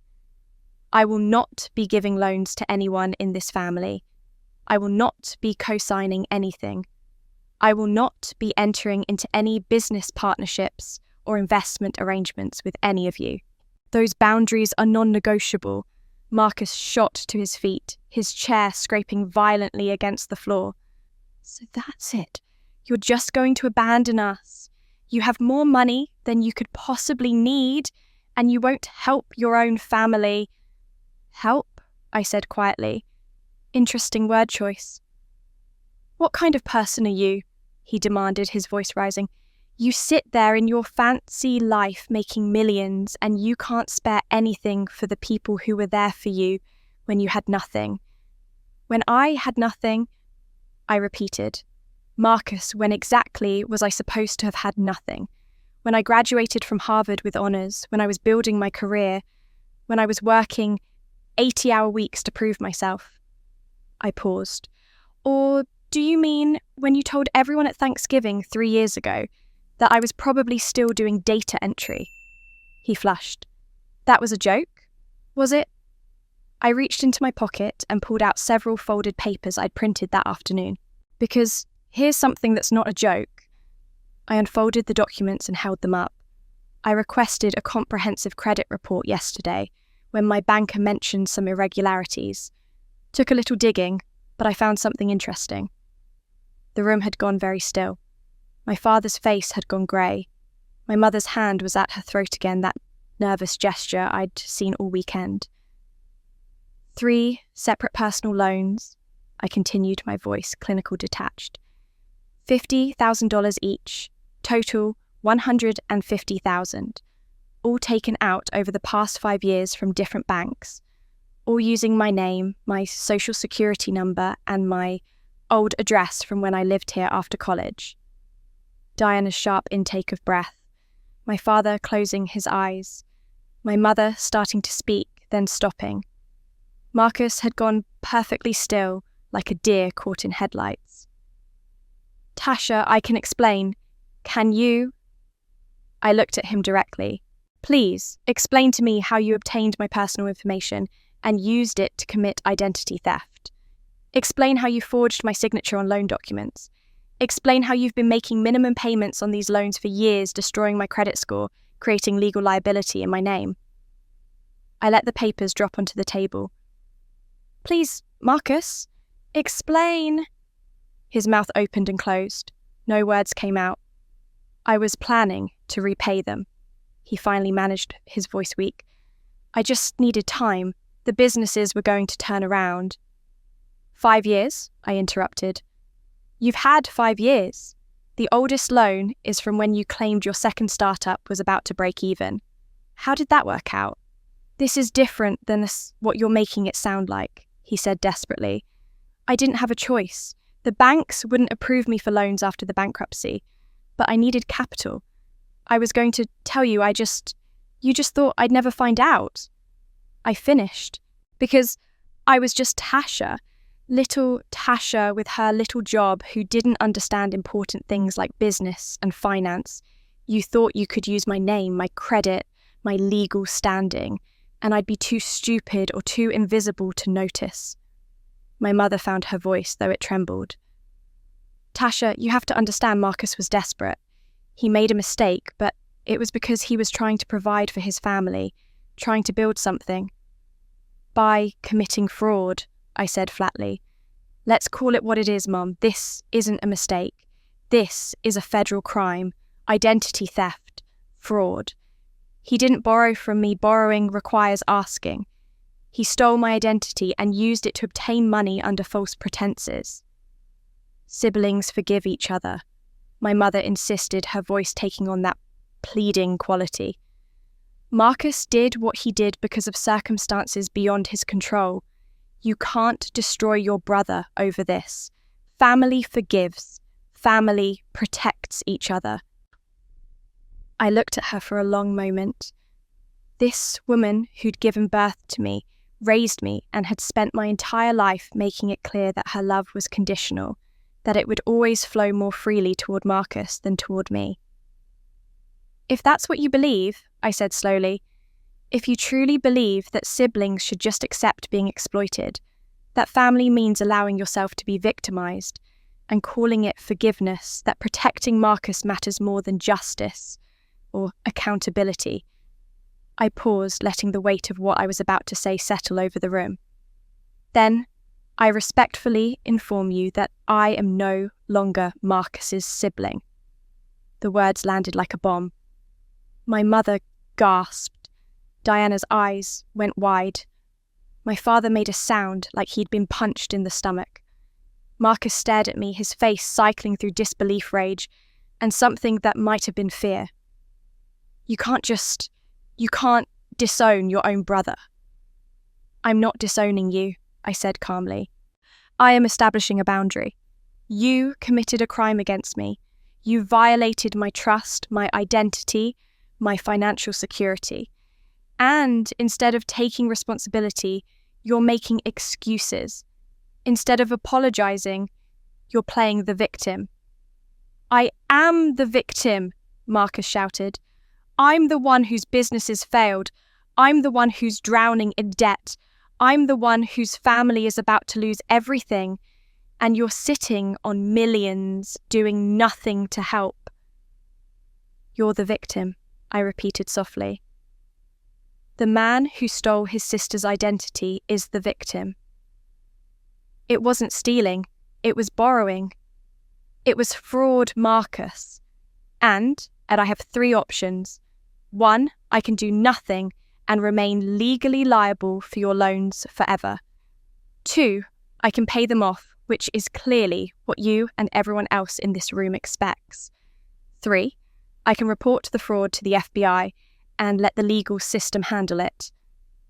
The silence that followed was suffocating. You wouldn't, my mother whispered. You wouldn't do that to your own brother. A brother who used my identity to commit crimes, I asked. Why wouldn't I? Because he's family, she cried. Because you love him, because that's what family does. I looked around the room at all of them. My mother, who'd hidden my inheritance. My father, who'd been too weak to stop her. Diana, who'd mocked my career while knowing the truth. And Marcus, who'd literally stolen my identity. This, I said quietly, is not love. This is not family. This is exploitation wrapped in obligation. And I'm done with it. I turned toward the door, and this time I didn't stop. Behind me I heard Marcus say something, but I was already gone. Already climbing the stairs to my room. Already closing the door on a chapter of my life that had lasted far too long. Tomorrow morning I would leave. And I would never, ever come back. But as I stood in my childhood bedroom looking at the half-packed suitcase on my bed, I realised something. Tomorrow morning was too long to wait. Every minute I stayed in this house was another minute of my life wasted on people who had never valued me. I pulled out my phone and texted Claire. Change of plans. Can you come get me tonight? I'm leaving now. Her response came immediately. Already on my way. Was hoping you'd say that. Be there in 20 minutes. 20 minutes. I could pack a life in 20 minutes. After all, the only life worth packing was the one I'd built outside these walls. Everything that mattered was already waiting for me in Chicago and New York, in the future I was choosing for myself. I moved through the room methodically, folding clothes, zipping compartments, clearing out drawers. With each item I placed in my suitcase, I felt lighter. It was physical, this sensation of weight, lifting off my shoulders, off my chest, like I'd been carrying invisible stones for 38 years and was finally setting them down. The Harvard certificate went into my laptop bag, my grandmother's letter carefully placed in a protective folder. The few photos I actually wanted, all of grandmother, none of the staged family portraits where I stood at the edge, slightly out of focus, slightly less important than everyone else. A knock on the door interrupted my packing. I didn't answer, but the door opened anyway. My mother stepped inside, her eyes red from crying, her hands twisting together. "Tasha, please," she said, "you can't leave like this." "Why not?" I asked, not stopping my packing. Because what will the neighbours think? What will people say about our family if you just disappear in the middle of the night? I stopped, then turned to face her fully. I've lived my entire life for what will people say? What will people think if Tasha studies economics instead of pre-med? What will people say if she doesn't get married by 30? What will the neighbours think if we tell them she's more successful than Marcus? That's not fair. When do I get to live for myself, Mum? When do I get to make decisions based on what I want, what I need, what's best for me instead of what looks good to the neighbours? She stepped further into the room, reaching for me. You're being dramatic. Yes, we made mistakes. Yes, we should have told you about the inheritance sooner. But we're still your family. You can't just walk away from family over money. This isn't about money, I said, my voice cracking despite my efforts to stay calm. This is about trust. This is about respect. This is about spending 15 years being treated like I was invisible while everyone around me knew I wasn't. I gave birth to you, she said, and now she was crying openly. I raised you. I sacrificed for you. And this is how you repay me, by abandoning us when we need you, by threatening your brother with criminal charges. Are you really going to betray your mother like this? Something in me broke then. Not the way things had been breaking all weekend, sharp and painful. This was different. This was final. I gave birth to 2 children, I said, and tears were streaming down my face now too. But you only loved one of them. You gave birth to me, yes, you fed me and clothed me and put a roof over my head, but you never saw me. You never believed in me, you never chose me. That's not true. It is true, I said. Every single day of my childhood, I watched you light up when Marcus walked into a room. I watched you praise his mediocre achievements while dismissing my exceptional ones. I watched you hide my Harvard certificate behind a closet while framing his community college diploma. I watched you make excuses for his failures while never acknowledging my successes. You're successful now, and you still didn't care until you found out how much money came with it. The words burst out of me raw and painful. I closed a $120 million deal, Mum. I'm a managing partner at one of the most prestigious firms in the country. I'm giving a keynote speech at an international finance conference next month. And you didn't know any of that because you never once asked what I actually did for a living. She was sobbing now, her hands covering her face. I'm sorry. I'm so sorry. Please don't do this. Please don't leave us. I'm not betraying you, I said, wiping my own tears away. I'm saving myself. There's a difference. I zipped my suitcase closed and grabbed my laptop bag. My mother didn't move, just stood there crying. I walked past her into the hallway and nearly collided with my father, who was standing just outside the door. How long had he been there? Long enough to hear, judging by the devastation on his face. "Dad!" I said, and he flinched like I'd hit him. He opened his mouth, but nothing came out. 38 years of enabling my mother, of choosing peace over justice, of watching me hurt and doing nothing, had apparently stolen his voice when it finally mattered. You could have stopped this, I said quietly. At any point in the last 15 years, you could have told me the truth. You could have stood up for me. You could have said something. I'm sorry. He finally managed his voice broken. I know you are, I said, but sorry doesn't fix 15 years. I walked down the stairs, my suitcase wheels thumping on each step. Behind me, I heard my mother collapse into sobs, heard my father trying to comfort her, heard their voices mixing together in grief and recrimination. In the living room, Diana and her husband were frozen on the couch, watching me like I was a stranger. In the kitchen, I could hear Marcus on his phone, his voice urgent and frightened. I need to cancel those loan applications. Yes, all of them. No, I know, there are penalties, just do it. Good. My lawyer had sent the cease and desist letter I'd requested, along with a very clear explanation of the federal charges Marcus would face if he didn't immediately begin unwinding the fraud. He was finally facing consequences, finally understanding that his actions had a price. I walked to the front door and opened it. The night air was cool and clean, carrying the scent of autumn leaves and possibility. At the end of the driveway, I could see headlights approaching. Claire's car exactly on time. I stepped out onto the porch and took a breath that felt like the first real breath I'd taken in years. Behind me, the house was full of noise, crying, arguing the sounds of a family fracturing. But I felt none of it. I felt nothing but relief. Claire pulled up and got out of the car, coming around to help with my bag. She took one look at my face and pulled me into a hug. You okay? No, I said honestly, but I will be. She loaded my suitcase into the trunk while I took one last look at the house where I'd grown up. The lights were on, in every window silhouettes moving behind curtains. My family dealing with the consequences of their choices. My family who had never really been my family at all. Claire opened the passenger door for me. Ready. I slid into the seat and closed the door, sealing myself away from everything behind me. I'm ready. As we pulled away from the curb, I didn't look back. There was nothing there I needed to see again. 6 months. That's how long it took for me to remember what it felt like to breathe without the weight of other people's expectations crushing my chest.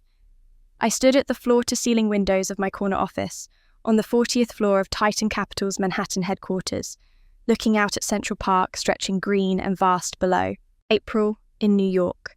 The trees just beginning to bud, the city humming with possibility. My reflection in the glass showed a woman I was still getting used to confident posture, expensive suit that I'd chosen, because I liked it rather than because it was practical hairstyled in a way that made me feel powerful rather than invisible. On my desk, the nameplate read, Tasha Wallace, Managing Director, Sustainable Energy M&A Division. My division, my team, my vision finally given room to breathe. A knock on my open door pulled me from the window. Sarah Chen, one of my senior analysts, poked her head in. We're ready for you in conference room A. The Meridian team just arrived. Be right there, I said, grabbing my tablet and the presentation deck we'd spent 3 weeks perfecting.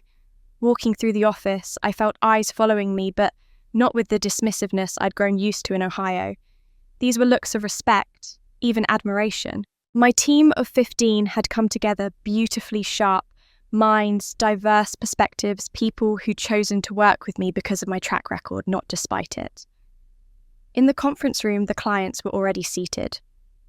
C-suite executives from Meridian Energy's expansion division, the same company whose original merger I'd closed last year.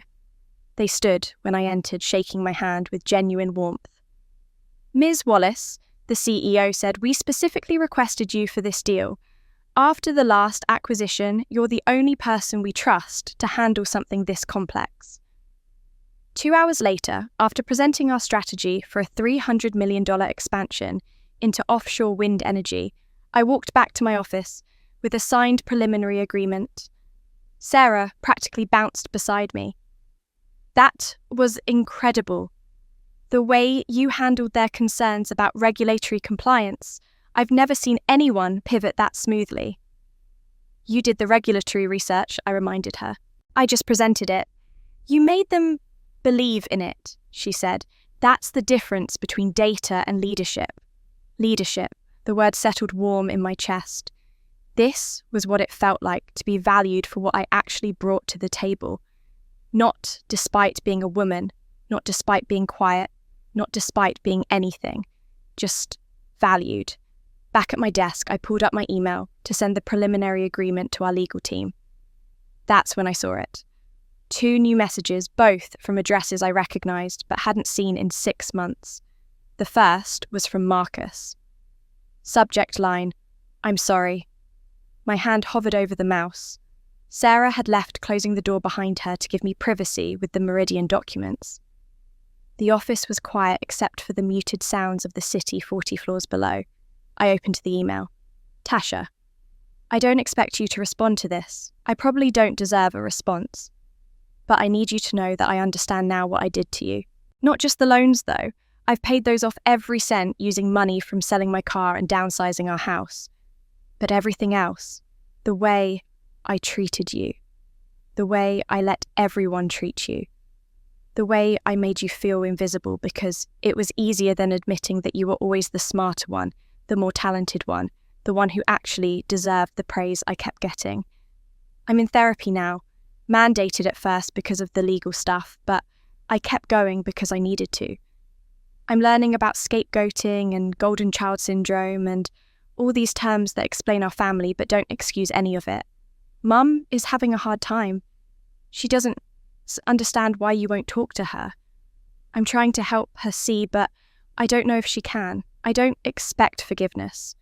I don't even know if I want it, because forgiving me might make this easier for me, and I don't deserve easier. I just wanted you to know that you were right about everything. And I'm sorry I spent 38 years being too selfish and too scared to see it. Your brother, if you still want to call me that, Marcus, I read it twice, then closed the email without responding. Maybe someday I'd reply. Maybe someday I'd be ready to hear his apology and decide what, if anything, I wanted to do with it. But not today. Today, I had a $300 million deal to close and a team to lead and a life to live that had nothing to do with fixing other people's guilt. The second email made my chest tighten. From my father. Subject line, daughter family facing major crisis. I don't know who else to ask. I stared at that subject line for a long moment. Part of me wanted to delete it unread. The boundaries I'd established were clear. No contact, no requests, no obligations. But something in those words, I don't know who else to ask, carried a weight that felt different from the usual family manipulation. My finger hovered over the mouse. The skyline of Manhattan, glittering in my peripheral vision. The signed preliminary agreement from Meridian still open on my other screen, proof that I'd built something real and valuable and entirely my own. I clicked open the email. Tasha, the message began, and I could hear my father's voice in the formal, careful words. I know I have no right to contact you after what we did. I know you've built a new life and you deserve to live it in peace. But I'm writing because your brother is in serious legal trouble, and I don't know where else to turn. Marcus has been sued by 3 different investors for financial fraud. They're claiming he misrepresented his company's assets and revenue streams to secure their capital. The lawsuit is asking for $2.3 million in damages and restitution. His company has declared bankruptcy. The lawyers say he could be facing criminal charges on top of the civil suit. I felt nothing as I read those words. No satisfaction, no vindication, no sympathy. Just a distant recognition that this was always where Marcus's pattern of behaviour was heading. You can't build a career on shortcuts and deception and expect it to hold forever. The email continued. Your mother and I mortgaged the house 5 years ago to help Marcus with his second business venture. At the time, he assured us it was a sure thing that he'd pay us back within 2 years. We didn't fully understand the terms of the mortgage. There were balloon payments and variable interest rates that we didn't know to look out for. Now, with Marcus unable to pay and the lawsuit draining what little assets he has left, the bank is threatening foreclosure. We could lose the house within 90 days. I leaned back in my chair looking out at Central Park. The house. The same house where I'd found my Harvard certificate hidden behind a closet. The same house where they'd held family meetings without me to plan how to divide up my money. Part of me wanted to feel glad they were facing consequences. But mostly, I just felt tired. Diana has also been affected. My father's email went on. She invested a significant portion of her startup's capital in Marcus's company based on his assurances. Now, her investors are asking questions, and she's had to lay off half her staff. She's talking about having to close her business entirely. Your mother has been calling you. I know you won't answer, and I understand why. But Tasha, she's not well. The stress of all this has put her in the hospital twice, with what the doctors think are panic attacks. She keeps saying she failed both of her children, failed Marcus by enabling him, failed you by not seeing you. I don't know if that means anything to you anymore, but I thought you should know. I'm not asking you to fix this. I know you've made your boundaries clear and I respect them. I just thought you should know what's happening. If Marcus goes to prison, if we lose the house, if the family falls apart completely, I wanted you to hear it from me first, not from some news article or distant relative. I'm proud of you, Tasha. I should have said that 30 years ago. I should have said it every day. I'm sorry I didn't. The email ended. There no signature, no plea for help, just those words hanging in the digital silence. My phone buzzed. A voicemail notification. I hadn't heard it ring, must have come in while I was in the meeting with Meridian. The number was my parents' landline. Against my better judgment, I pressed play. My mother's voice came through the speaker shaky and small, in a way I'd never heard before. Tasha, it's Mum. I know you probably won't listen to this. I know I don't deserve for you to listen, but please, don't let this family fall apart. I know what we did to you was wrong. I know I was wrong. Your father is trying to be strong, but I can see him breaking. Marcus might go to prison. Diana's losing everything. And I can't breathe anymore. I wake up every morning and I can't breathe. There was a long pause, the sound of her trying to compose herself. I don't know how to fix any of this. I don't know how to undo what I did to you. But please, if there's any part of you that still remembers when I was a good mother, when I loved you the right way before everything got so twisted, please, help us. The voicemail ended. The silence in my office felt heavy, oppressive. I sat there for a long time, the Manhattan skyline glittering outside my window, the signed Meridian agreement still glowing on my screen, proof of everything I'd built without them, everything I'd become despite them. Sarah knocked on my door, poked her head in. You okay? You look... I'm fine, I said automatically. Then, more honestly, I need a few minutes. Funk, she nodded and closed the door. I pressed play on the voicemail again, listening to my mother's voice break, listening to her beg. Not for money this time. Just for me not to let them fall apart. I closed my eyes and thought about the girl who'd found her Harvard certificate behind a closet. The woman who'd stood in that kitchen, listening to her family plan how to spend $1 million of her money. The person I'd been 6 months ago walking out of that house with nothing but my dignity and my self-respect. I thought about my grandmother's letter still in my desk drawer downstairs in my apartment. Don't let anyone make you doubt yourself, especially not family. I opened my eyes and picked up my phone, calling my assistant. Book me a ticket to Ohio, I said, tomorrow morning, and clear my schedule for the rest of the week. Of course, she said. Is everything all right? I looked out at the city that had become my home, the office that represented everything I'd built, the life I'd created from the ashes of the old one. Everything's fine, I said, but this time I do it my way. The flight from LaGuardia to Columbus took just under 2 hours. I spent them reviewing financial documents on my laptop, the same way I'd prepare for any high-stakes negotiation. This wasn't a family visit. This was a crisis assessment. And I'd learned long ago that going into any crisis without complete information was a mistake I couldn't afford. My lawyer, Richard Chen, no relation to my analyst Sarah, met me at a coffee shop 3 blocks from his firm's Columbus office. He was in his 50s, sharp-eyed and precise, the kind of attorney who'd built his reputation on corporate fraud cases. I'd retained him 6 months ago to handle the identity theft situation with Marcus, and he'd done it with ruthless efficiency. "Ms. Wallace," he said, shaking my hand across the small table. "I pulled together everything you requested. It's worse than your father's email indicated." He slid a folder across to me. I opened it, scanning the legal documents inside. Lawsuit filings, criminal investigation notices, bank statements, the paper trail of Marcus's unravelling. "The civil suit is straightforward enough," Richard said, keeping his voice low. 3 investors claiming fraud, 2.3 million in damages. They have emails where Marcus misrepresented revenue by over 400%. That alone could put him away for 5 to 7 years. "But," I said, because I could hear there was more. "But during discovery, the prosecution found something else.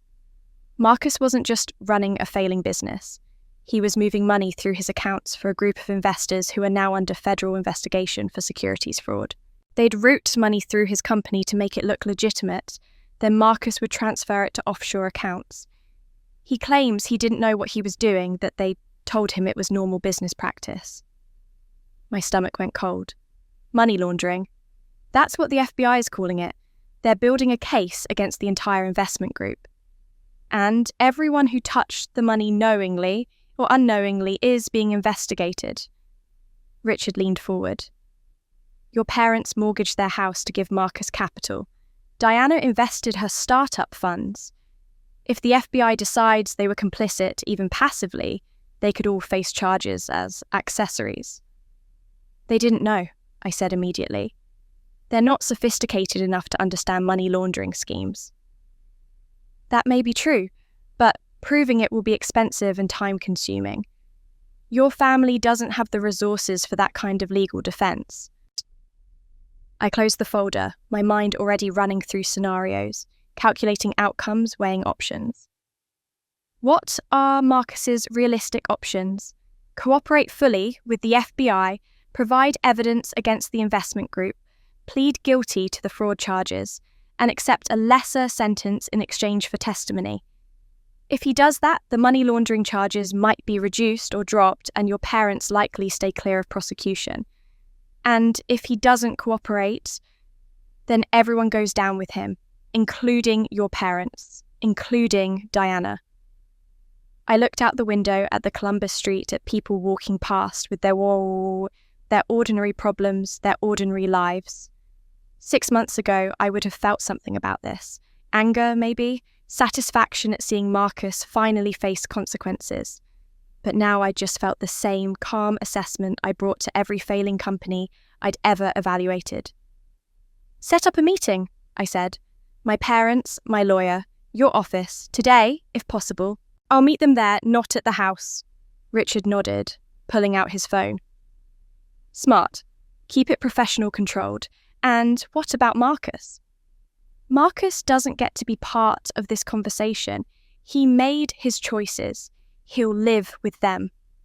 2 hours later, I walked into Richard's conference room. My parents were already there, sitting side by side at the long table. My mother looked older than I remembered, her face drawn and pale. My father's hands were shaking slightly as he gripped his coffee cup. When they saw me, my mother stood up immediately, moving toward me with her arms outstretched. I stepped back, keeping the distance deliberate, physical. She stopped, her arms falling to her sides. "Tasha," she said, her voice breaking. "Thank you for coming. Thank you, sus." She tried to embrace me anyway, pulling me into a hug that I didn't return.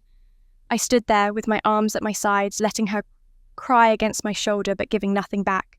After a moment, she pulled away, seeing the message clearly. "Please," my mother said, "please, sit down. Let us explain." "I've read the documents." I interrupted, taking a seat across from them, not beside them. "I know what's happening. That's why I'm here. Richard will explain your legal options." For the next 20 minutes, Richard laid out the situation with professional detachment. The lawsuit, the FBI investigation, the money laundering charges, the possible outcomes. My parents listened with growing horror, my mother crying quietly, my father's face going grey. "I didn't know," my mother kept saying. "We didn't know. Marcus said it was just business investment. We were trying to help him."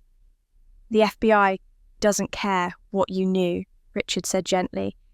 "They care what you can prove you didn't know." My father looked at me directly for the first time. "What do we do?"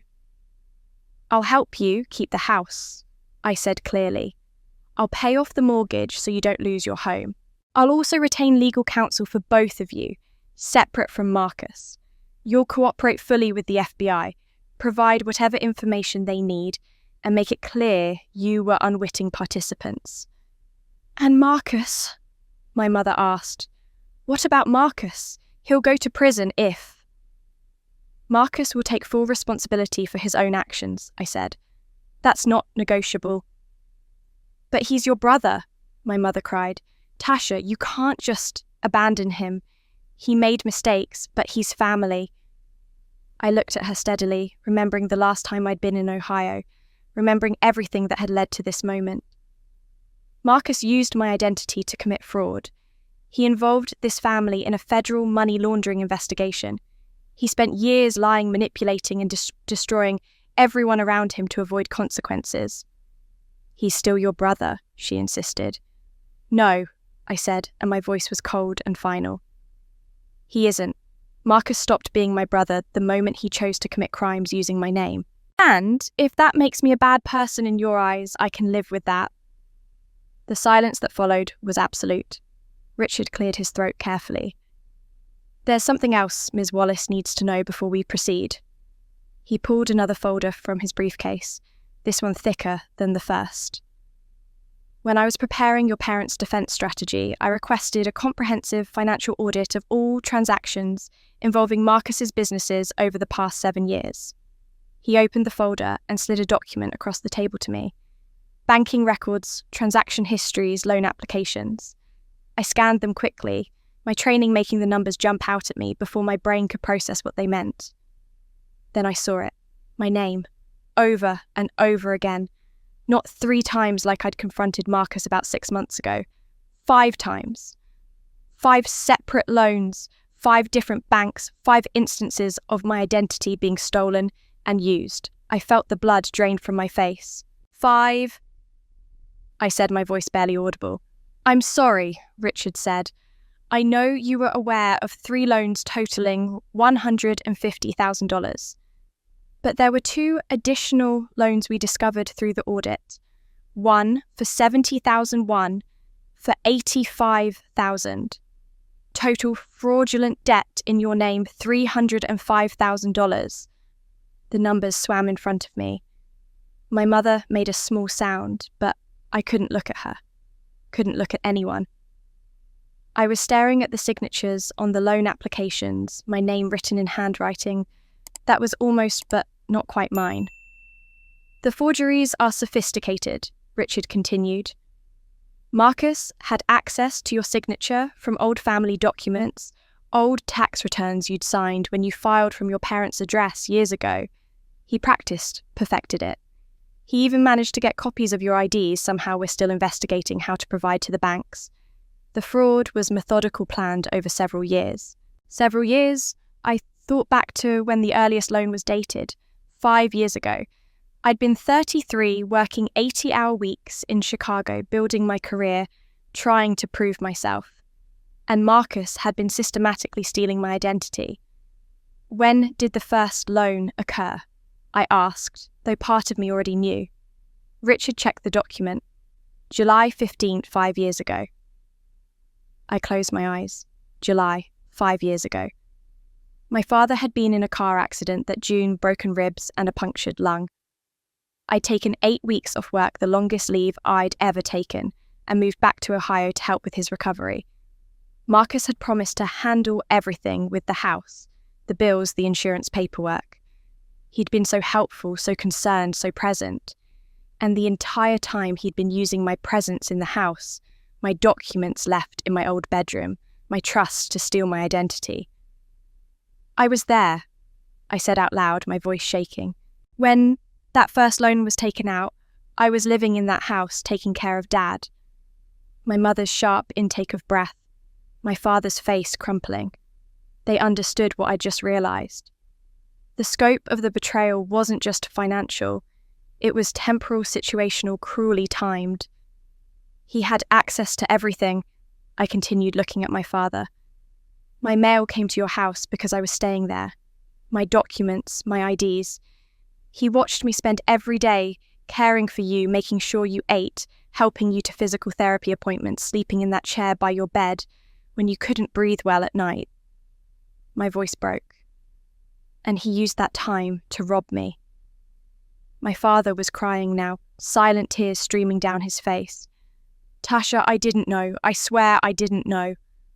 I know you didn't, I said. But Marcus did. He planned it. He waited for me to be vulnerable, distracted, focused on keeping you alive. And then he struck. Richard pushed a tissue box across the table towards me, and I realised my own face was wet. But I wasn't crying from sadness. This was rage, pure and incandescent, finally allowed to surface after 6 months of carefully maintained boundaries and professional composure. The subsequent loans happened over the next 4 years, Richard said quietly. Different banks, different amounts, always timed when you were travelling for work or otherwise occupied with major deals. He tracked your schedule somehow. Social media, I said dully. I used to post about travelling for work. I stopped about 2 years ago when I realised my family was the only people who ever commented asking where I was and when I'd be back. I laughed bitter and sharp. I thought they were showing interest in my life. They were tracking my movements. My mother was sobbing openly now. I didn't know. Tasha, please believe me, I didn't know any of this. I looked at her, this woman who'd spent my whole life prioritising Marcus, protecting Marcus, excusing Marcus. Did you ever wonder where Marcus was getting money when his businesses kept failing? Did you ever question how he could keep starting new ventures when the last 3 had gone bankrupt? She opened her mouth, then closed it. She had no answer because the answer was no. She'd never asked because she'd never wanted to know.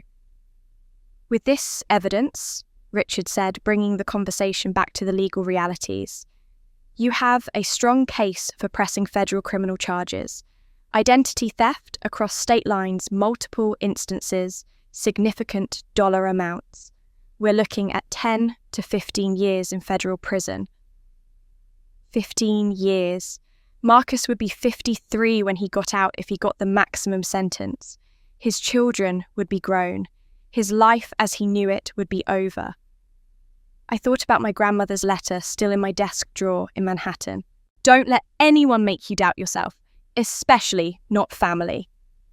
I thought about standing in that kitchen 6 months ago, discovering the hidden inheritance, feeling the full weight of 15 years of lies. I thought about taking care of my father after his accident, sleeping in chairs, missing important work meetings, putting my life on hold to keep my family together while Marcus literally robbed me in the same house. I need to meet with Marcus, I said. Richard frowned. I'd advise against that. Anything you say to him could complicate the legal proceedings. I don't care, I said. I need to look him in the eye. I need to hear him explain this. I looked at my parents. Alone. Not with any of you there, just me and Marcus. Tasha, please, my mother begged. He's not a bad person. He just made terrible choices. No, I cut her off. Terrible choices are forgetting to call on someone's birthday, getting a speeding ticket, saying something cruel in anger. I gestured at the documents spread across the table. This is criminal behaviour. This is sociopathic. This is a man who watched his sister care for their dying father and thought, perfect opportunity to commit fraud. I stood up, grabbing the folder with all the loan documents. Richard set up a meeting. Tomorrow, somewhere neutral. And make it clear to Marcus that if he doesn't show up, I'm filing charges immediately. Are you sure? Richard asked. I thought about the girl I'd been always accommodating, always trying to earn love that would never come. I thought about the woman I'd become standing in a Manhattan office with a $300 million deal and a team of 15 people who respected me. I'm sure, I said. He owes me an explanation, and this time he's going to give me one. The coffee shop was deliberately chosen. Small, quiet on a Tuesday afternoon when it would be nearly empty.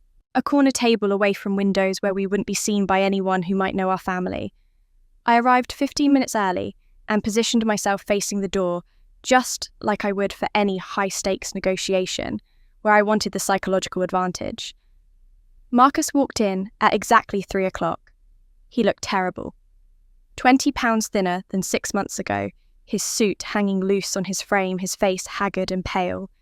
He spotted me and hesitated in the doorway, and for a moment I thought he might turn and run, but he didn't.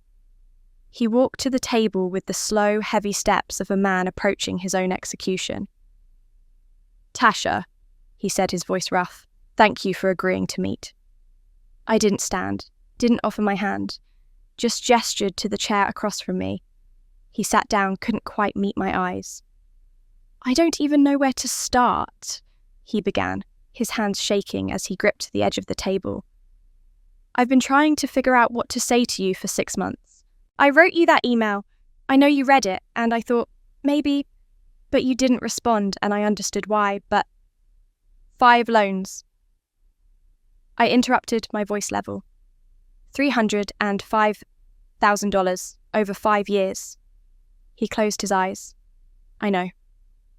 The first one was July 15th, 5 years ago. I know, he whispered. I was living in our parents' house that July. Do you remember why? His face crumpled. Dad's accident. I took 8 weeks off work. I continued as if he hadn't spoken. The longest leave I'd ever taken. I slept in a chair next to his bed. I drove him to physical therapy 3 times a week. I made sure he ate, took his medications, did his breathing exercises. I put my entire career on hold to take care of our father. Tasha, please. And while I was doing that, you were in my room, going through my documents, copying my signatures, stealing my identity. I leaned forward. The first time you used my name to take out that loan, did you think about how I would feel? Did you think about what you were doing to me? Tears were streaming down his face now. I thought you'd never find out, he said. And honestly, Tasha, you always seemed fine. You always had it together. You were always the strong one, the successful one. I didn't think it would really hurt you. The words landed like acid. I was always fine. I repeated slowly, because I had to save myself. Because no one in our family was ever going to help me, including you. I'm sorry, he sobbed. I'm so sorry. I know I was wrong. I know I destroyed everything. But please, Tasha, if you press charges, I'll lose everything. My family, my freedom, any chance of ever rebuilding. If you could just give me another chance, I swear I'll spend the rest of my life making this right. Making it right, I said. How exactly do you make right? 5 years of systematic fraud. How do you make right? Exploiting my caregiving, my compassion, my love for our father. He had no answer. Just sat there crying, waiting for me to save him. Again, always again. I thought about all the times I'd watched him fail and seen our parents rush to catch him. All the times I'd succeeded and been ignored.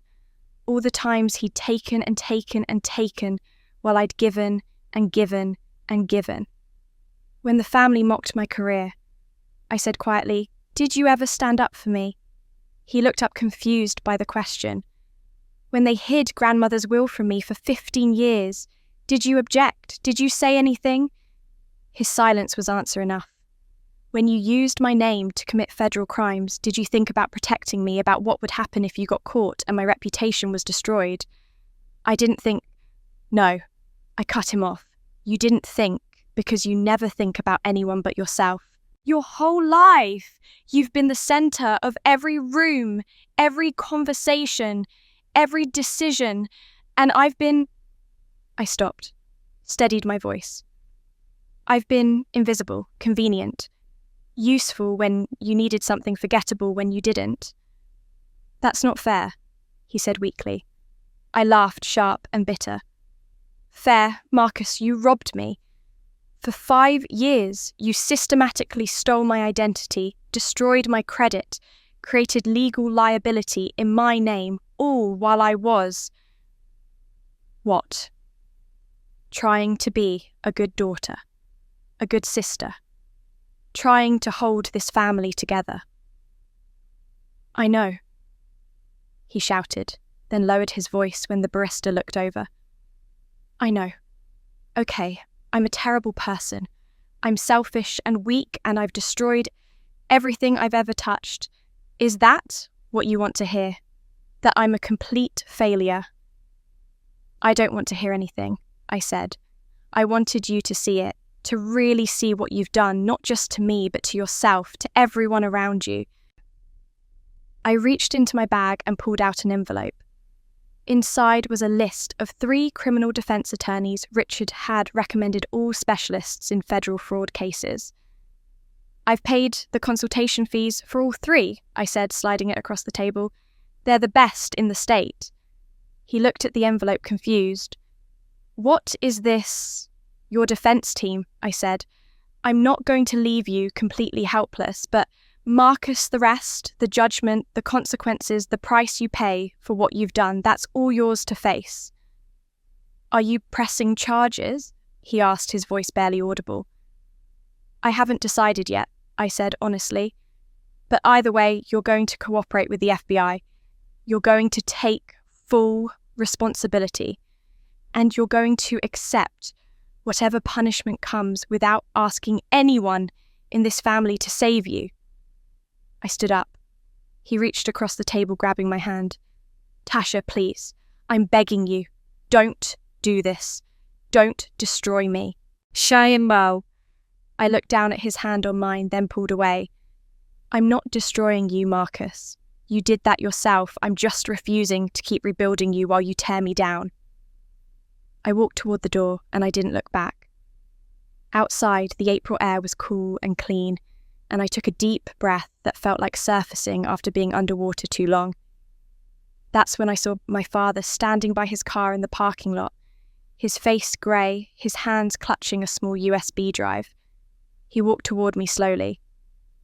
I heard you were meeting Marcus. I needed to give you this. He held out the USB drive. It's evidence, things I've documented over the past 3 years. I kept telling myself I was going to handle it, that I'd stop him before it went too far, but I was too weak. I'm still too weak. His voice broke. But you're not. And you deserve to know everything. I took the USB drive from his trembling hand. What's on here? The truth, he said, about everything Marcus has done, everything I let him do. He looked at me with eyes full of regret. And everything I should have stopped, but didn't. We sat in his car with the heater running against the April chill. My father had always been meticulous about his car, clean, organised everything in its place.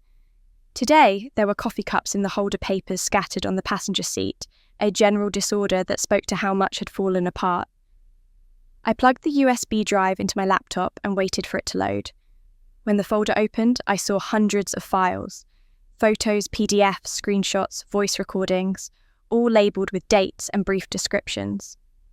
Marcus fraud email, Jan 2022. Investor meeting recording, March 2023. Forged signature comparison, July 24. I clicked on the first folder. Email screenshots, dozens of them, showing Marcus promising investors returns he knew he couldn't deliver, making claims about revenue that were inflated by factors of 10, backdating contracts to make timelines look more favourable. Another folder, photos of documents. My father had apparently taken pictures of paperwork Marcus left in his home office, loan applications with forged signatures, bank statements showing suspicious transfers, communications with the investment group that was now under federal investigation. "How long have you been documenting this?" I asked, my voice hollow. 3 years, my father said. "Maybe longer. I started when I noticed Marcus using your name on some mail that came to the house. I didn't know what it meant at first, but I photographed it just in case." "Just in case?" I repeated, "but you never did anything with it." "I kept telling myself I would." His hands gripped the steering wheel even though the car was parked at knuckles white. "I'd tell myself tomorrow I'll confront him. Tomorrow I'll tell your mother. Tomorrow I'll go to the police." But tomorrow never came because... He stopped, his voice breaking. "Because you were afraid of Mum," I finished quietly. He nodded, tears streaming down his face. "She's my wife. I love her. But Tasha, she's so... When it comes to Marcus, she can't see straight. She can't see anything but saving him." "Why?" I asked. I've never understood why she loves him so much more than she ever loved me. My father was quiet for a long moment, and when he spoke, his voice was barely above a whisper. "When Marcus was 7 years old, he got meningitis. We almost lost him. 3 days in the ICU, the doctors preparing us for the worst. Your mother sat by his bed the entire time, didn't sleep, didn't eat, just prayed and bargained with God." I had known about Marcus's childhood illness, but only vaguely. It was one of those family stories that got mentioned occasionally, but never discussed in depth. "He survived," my father continued, "but something changed in your mother. She became obsessed, isn't the right word, but close to it, obsessed with protecting him, making sure nothing bad ever happened to him again. Every time he failed at something, every time he struggled, she saw that 7-year-old boy in the hospital bed. She couldn't separate the child who almost died from the man who makes terrible choices." "And me?" I asked. "What about me?" "You were always so capable," he said, and I heard the regret in every syllable. "You never seemed to need us. You got good grades, won scholarships, built your career. Your mother convinced both of us that you'd be fine no matter what. That Marcus was the one who needed protecting. So you let her hide my inheritance. You let her dismiss my career. You let her choose him over me again and again and again." "Yes," he said simply. "And I've spent 3 years hating myself for it. That's why I started collecting this evidence. I thought maybe if I had proof, concrete, undeniable proof, I could finally make her see what Marcus was doing, make her understand that protecting him was destroying everyone, including him. But you never showed it to her." "I couldn't," he admitted. "Every time I tried, I'd see her face, hear her voice telling me I was betraying our son. I'd remember sitting in that hospital 30 years ago, watching our child nearly die, and I'd lose my courage. I looked at this man who'd been my father for 38 years, the man who taught me to ride a bike, who'd come to my high school graduation, who'd been there for all the ordinary moments of childhood, but who'd also stood by silently while I was diminished, dismissed, and betrayed. "You hurt me," I said, "not in the big, obvious ways Marcus did, but in all the small ways that add up. Every time you stayed silent when you should have spoken. Every time you chose peace over defending me. Every time you let Mom make me feel invisible." "I know," he whispered. "And I'm sorry. I know that doesn't fix anything. I know sorry is just a word. But, Tasha, I am so deeply, profoundly sorry." "Why are you giving this to me now?" I asked. "Why not take it to the FBI yourself?" He looked at me directly, and I saw something in his eyes I'd never seen before. Not weakness, but a kind of deliberate surrender of power. "Because it's your right to decide. Marcus used your identity, your name, your trust. The evidence is about crimes committed against you. I collected it, but it's not mine to use. It's yours. I looked down at the laptop at the files and folders representing 3 years of secret documentation. 3 years of my father watching Marcus commit crimes and being too paralyzed by family dynamics to stop him. But also 3 years of guilt driving him to create this comprehensive record just in case. If I give this to the FBI, I said slowly, Marcus goes to prison. For a very long time. I know. Mom will never forgive me. She'll hate me for the rest of her life. Probably, my father agreed. But, Tasha, she should hate me. I'm the one who let it get this far. I'm the one who had the evidence and did nothing. If there's blame to be borne, it should be mine. I ejected the USB drive and held it in my palm, this small piece of plastic that contained the power to destroy what was left of my family. 3 years of evidence, hundreds of files, incontrovertible proof of systematic fraud. The decision was mine, only mine, and I had no idea what I was going to do with it. That night, I sat in my hotel room with my laptop open, reviewing every file on my father's USB drive. Each one was a piece of evidence that could destroy Marcus. Together, they formed a picture of systematic, deliberate fraud that any prosecutor would love. But I kept thinking about my mother's face in that hospital room when I was a child, the one time I'd visited Marcus during his meningitis. The terror in her eyes, the way she'd gripped his small hand. I didn't excuse what she'd done to me, but I understood it differently now. By morning, I knew what I had to do. Richard Chen arranged a meeting with the federal prosecutor, handling Marcus's case. I walked into her office with the USB drive and a proposal. This is 3 years of documented evidence, I told her, sliding the drive across her desk. Emails, photographs, recordings, everything you'd need to put Marcus Wallace away for the maximum sentence. She took the drive, her eyes sharp with interest. And you're giving this to us because I want him held accountable, I said. But I'm proposing a plea agreement.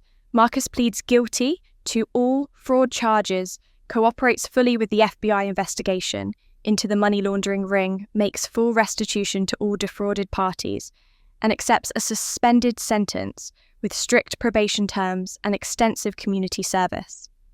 The prosecutor leaned back in her chair. You want us to let him avoid prison? I want justice that doesn't destroy my 70-year-old mother in the process, I said. Marcus will lose everything, his company, his reputation, his ability to work in finance. He'll spend years repaying his debts and working for free. But my mother won't have to visit her son in federal prison. She studied me for a long moment. This isn't about him, is it? This is about her. She made terrible choices, I said, but she doesn't deserve to lose her son completely, not when there's another way. 3 weeks later, Marcus stood before a judge and pleaded guilty to 5 counts of identity theft and 2 counts of securities fraud. The judge, after hearing the full scope of the crimes and reviewing my victim impact statement, accepted the plea agreement. Marcus was sentenced to 3 years probation, 1,000 hours of community service, and a 10-year ban from any financial services work. His company was dissolved, his assets liquidated to pay restitution, and he would spend the next decade rebuilding his life from nothing. Diana, who'd unknowingly helped facilitate some of Marcus's transactions, was also investigated. She wasn't charged criminally, but was required to close her startup and pay substantial fines. The cousin who'd once asked if I knew anyone hiring receptionists was now facing her own financial ruin. The day the sentencing was finalised, my mother asked to meet me. We sat in a park on a bench far from anyone who might recognise us. You saved him, she said, her voice raw. After everything he did to you, everything we did to you, you saved him.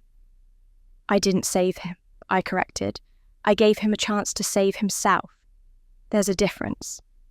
She was quiet for a long time. Then, you were right. About everything. I spoiled Marcus. I protected him from consequences until he didn't know how to face them.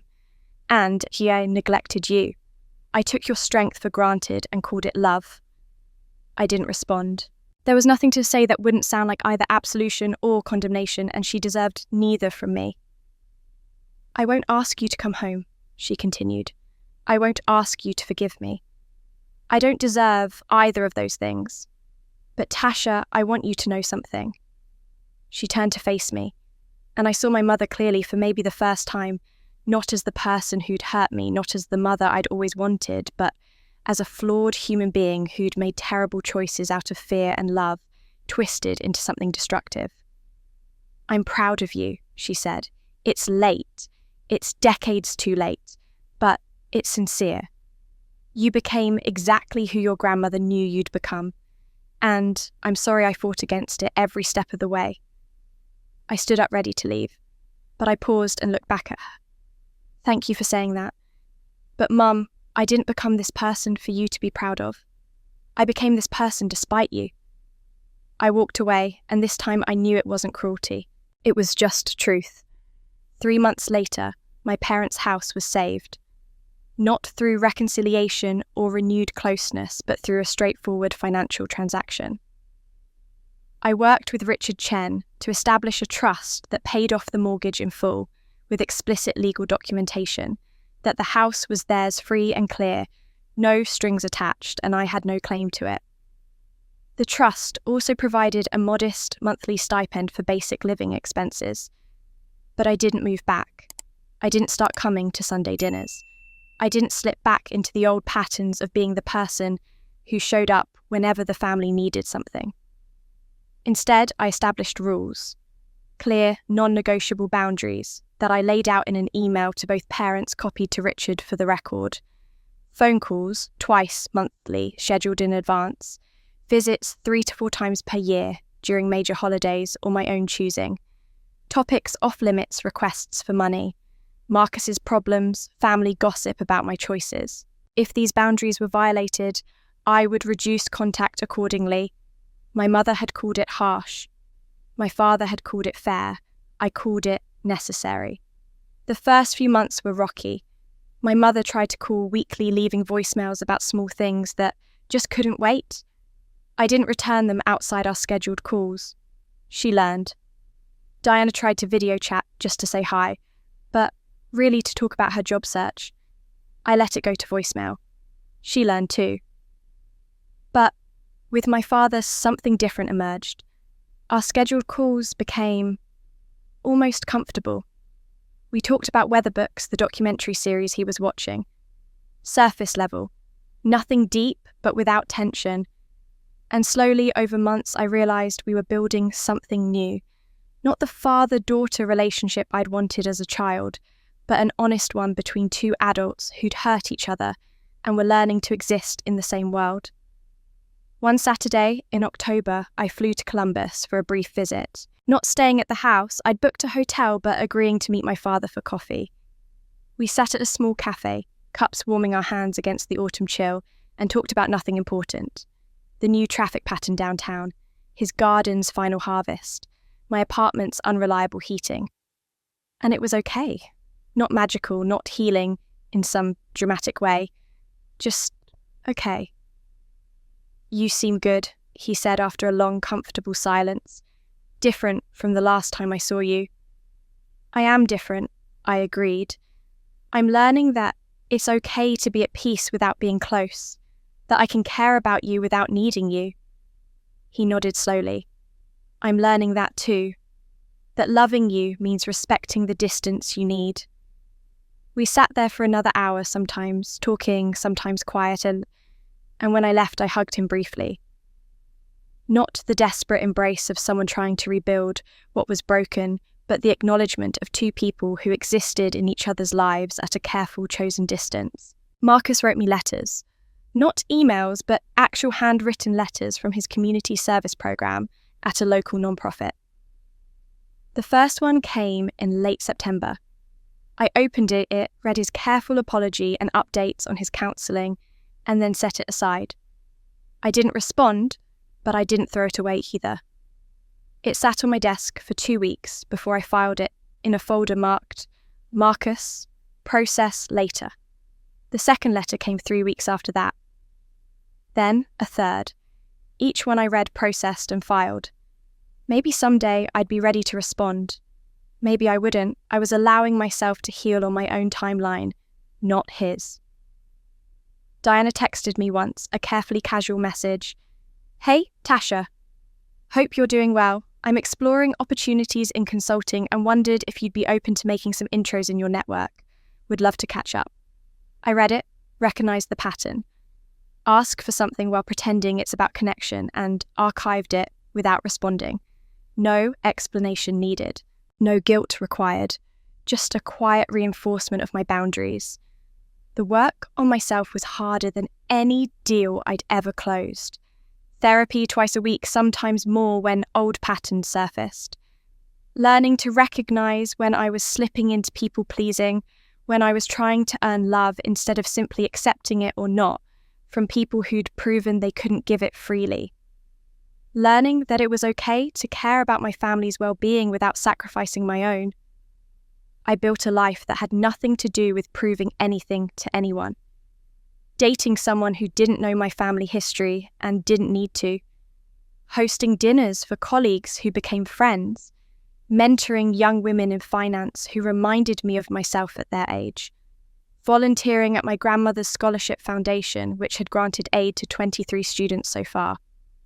On a Tuesday in early November, I was in my office reviewing projections when my email pinged. The subject line made me sit up straighter. Grandview project, board approval confirmed. I opened it, scanning quickly. The Grandview project was a $500 million sustainable energy initiative, the largest deal of my career. I'd been negotiating it for 8 months, navigating complex regulatory requirements and coordinating across 3 countries, and the board had just approved it, unanimously. Sarah knocked on my door moments later, her face lit with excitement. Did you see the email? Just now, I said, and I felt a smile spreading across my face. We got it? We got it, she squealed, then caught herself professional again. Sorry, but Tasha, this is huge. This puts you in consideration for partner. Full partner. Partner. At 39 years old, I'd be one of the youngest people ever to make full partner at Titan Capital. Not because I'd compromised my values, not because I'd sacrificed my integrity, but because I was genuinely, undeniably excellent at what I did. My phone buzzed. A text from my father right on schedule for our twice-monthly communication. Saw the news about your deal in the Wall Street Journal. Congratulations, very proud. I smiled at the message. It was simple, straightforward, acknowledging my success without trying to claim any part of it. This was what healthy looked like. My achievements were my own, and his pride was offered without expectation of anything in return. I texted back, thank you. Just that. Nothing more needed. I looked out my office window at Manhattan spread below me, at the life I'd built brick by deliberate brick, and I felt something I'd been chasing my whole life. Peace. Not happiness exactly, though that came and went. Not completion, because I was still healing, still learning, still growing. But peace. The deep settled knowledge that I was exactly where I was supposed to be living, exactly the life I was meant to live. And I'd gotten here by choosing myself first. The Forbes article hit newsstands 3 weeks after the Grandview deal was officially signed. I was sitting in a morning meeting when Sarah burst in, waving her phone with an apologetic look to the startled clients. I'm sorry to interrupt, but you need to see this. She turned her phone to show me the Forbes homepage. There, above the fold, was my photograph from our recent press conference, and the headline, Tasha Wallace, the new face of ethical finance. The client's executives from a German energy consortium leaned forward with interest. That's you, one of them said, not a question, but a statement of recognition. We heard about the Grandview deal. That's why we wanted to meet with your team specifically. The article itself was more extensive than I'd expected. 3,000 words detailing not just the Grandview deal, but my entire career trajectory. How I'd built my reputation on transparency and integrity in an industry often criticised for the opposite. How I'd walked away from 2 separate deals worth over $100 million in fees because the clients wanted me to hide environmental impact studies. How I'd refused bribes from 3 different foreign officials who tried to expedite permitting processes through illegal payments. Wallace has turned integrity into a competitive advantage, the article quoted an industry analyst. In an era where ESG and corporate responsibility matter, more than ever clients seek her out specifically because they know she won't cut corners. Her word is quite literally gold. The piece went viral in financial circles. By the end of the day, I had interview requests from CNBC, Bloomberg, and the Wall Street Journal, speaking invitations from conferences in London, Tokyo, and Singapore, and an email from Harvard Business School's dean. Ms. Wallace, the email began, we would be honoured if you would deliver the keynote address at this year's Women in Business Leadership Conference. Your journey exemplifies exactly the kind of principled leadership we aim to instill in our students. I read that email 3 times. Harvard, where I'd earned my MBA 20 years ago. Harvard, where my mother had questioned why I was wasting time on finance instead of something more suitable. Harvard, which had given me a full scholarship that my family had hidden behind a closet. I accepted the invitation immediately. 2 months later, I stood backstage at Harvard's Memorial Hall, listening to the dean introduce me to an audience of over 800 people. Students, faculty, alumni, industry leaders. The lights were bright, the room was packed, and for a moment, I felt like that 23-year-old graduate again, uncertain and hungry to prove herself. But I wasn't her anymore. I was someone who'd learned that the only person I needed to prove anything to was myself. I walked onto the stage to applause, and when the room quieted, I didn't start with my resume or my achievements. I started with truth. 20 years ago, I graduated from this institution with honours and a full scholarship, I said. I went home for the graduation ceremony and my family attended, but within a week, my scholarship certificate had been moved from the living room wall to behind a closet in my bedroom. My mother told people I was doing something with numbers. My brother joked that I still didn't have a real job. I could see people in the audience shifting, leaning forward. This wasn't the polished success story they'd expected. For most of my life, I felt invisible in my own family. My achievements didn't count because they didn't fit the narrative my family had written for me. I was supposed to be the helper, the supporter, the one who stayed small so others could shine. And for years, I tried to be that person. I tried to earn their pride by succeeding quietly, by not making anyone uncomfortable with my ambitions. I paused, looking out at the sea of faces. So many of them young women probably sitting there wondering if they'd have to choose between family approval and personal success. But here's what I learned. I continued. You cannot shrink yourself into someone else's version of love. You cannot earn respect from people who are committed to misunderstanding you. And sometimes the most powerful thing you can do is stop trying. I told them about the $12 million bonus call that changed everything, about discovering 15 years of hidden inheritance, about my brother's fraud and my family's complicity, about walking away from everything familiar because staying meant dying in small increments. I once felt invisible in my family, I said, my voice steady and clear, but I learned something crucial. Losing people who don't see your value is not loss. It's liberation. It's how you find yourself. The room was utterly silent. I could see tears on some faces, recognition in others. The Grandview deal that brought me here today, $500 million, 3 countries, 8 months of negotiations, succeeded because I refused to compromise my principles. Not once, not for any amount of money, not under any pressure. And you know what? That refusal is precisely what made me valuable. Integrity isn't a luxury, it's a strategy. It's a competitive advantage. It's what separates sustainable success from temporary wins. I finished by looking directly at the students in the front rows. If you're sitting here today feeling invisible, feeling like you have to choose between being true to yourself and being loved by your family, I want you to know something. Choose yourself. Always, always choose yourself. The right people will rise to meet you there, and the ones who don't, they were never really seeing you anyway. The applause started slowly, then built until the entire auditorium was standing. I saw young women wiping their eyes, nodding, holding each other's hands. I saw professors looking moved. I saw people who understood exactly what I was talking about, because they'd lived versions of it themselves. When the applause finally died down and I left the stage, dozens of students surrounded me with questions, with thanks, with their own stories of family dynamics and difficult choices. I stayed for an hour listening to each one offering what guidance I could.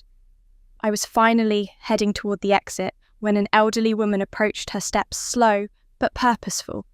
She was well dressed, probably in her 70s, with silver hair and sharp, intelligent eyes. "Ms. Wallace," she said, her voice carrying an accent I couldn't quite place, "I need to tell you something about your family, about your grandfather specifically. May I have a moment of your time?" I stopped my hand on the door. Something in her expression told me this wasn't a casual conversation. "Of course," I said. "Please." She gestured toward a quiet corner of the now emptying hall, and we sat on one of the wooden benches that lined the walls. Up close, I could see she carried herself with the authority of someone used to being heard, someone who'd built something substantial. "My name is Margaret Chen," she began. "I'm the CEO of Chen Industries. We're a manufacturing and technology conglomerate based in California with operations in 12 countries. I recognized the name immediately. Chen Industries was massive with annual revenues in the billions. I'd read about them in business journals, one of the few major corporations still family-owned and operated. 30 years ago, Margaret continued, her voice measured but carrying weight. My family invested $2 million in a manufacturing startup here in Ohio. The company was run by a man named Robert Wallace, your grandfather. I felt something cold settle in my stomach. I didn't know my grandfather well. He died when I was 7. "He was charismatic," Margaret said, not unkindly. "Brilliant, actually. He had a genuine vision for advanced manufacturing techniques that were ahead of their time. My father was impressed by his presentations, by his projections. So we invested." She paused, her hands folded in her lap. 6 months later, we discovered that the financial statements he'd provided were fabricated. Revenue was inflated by over 300%. Several key contracts he claimed to have secured didn't exist. The machinery he said he'd purchased was still owned by the bank. He'd taken our $2 million and used it to pay off previous investors and cover personal expenses. I closed my eyes. This was why my grandmother had always been so careful about integrity, so insistent about honesty. She'd lived with the aftermath of my grandfather's fraud. "We sued, of course," Margaret continued, "won a judgment, but by then the company was bankrupt. We recovered maybe 30 cents on the dollar. My father's business never fully recovered from that loss. It set us back a decade." "I'm so sorry," I said, and meant it. "I had no idea. My grandmother never told me the details." "Your grandmother," Margaret said, and her voice softened, "was the one who helped us during the lawsuit. She provided documents, testified honestly about what she knew, even though it destroyed her marriage. She chose truth over protecting her husband. I always respected her for that." I thought about my grandmother's letter, about her insistence on integrity, about how she'd left everything to me specifically. She'd been trying to break the cycle even then. "After that," Margaret said, "I vowed never to work with anyone named Wallace again. When I took over Chen Industries from my father, I made it company policy. No partnerships, no investments, no deals with that family.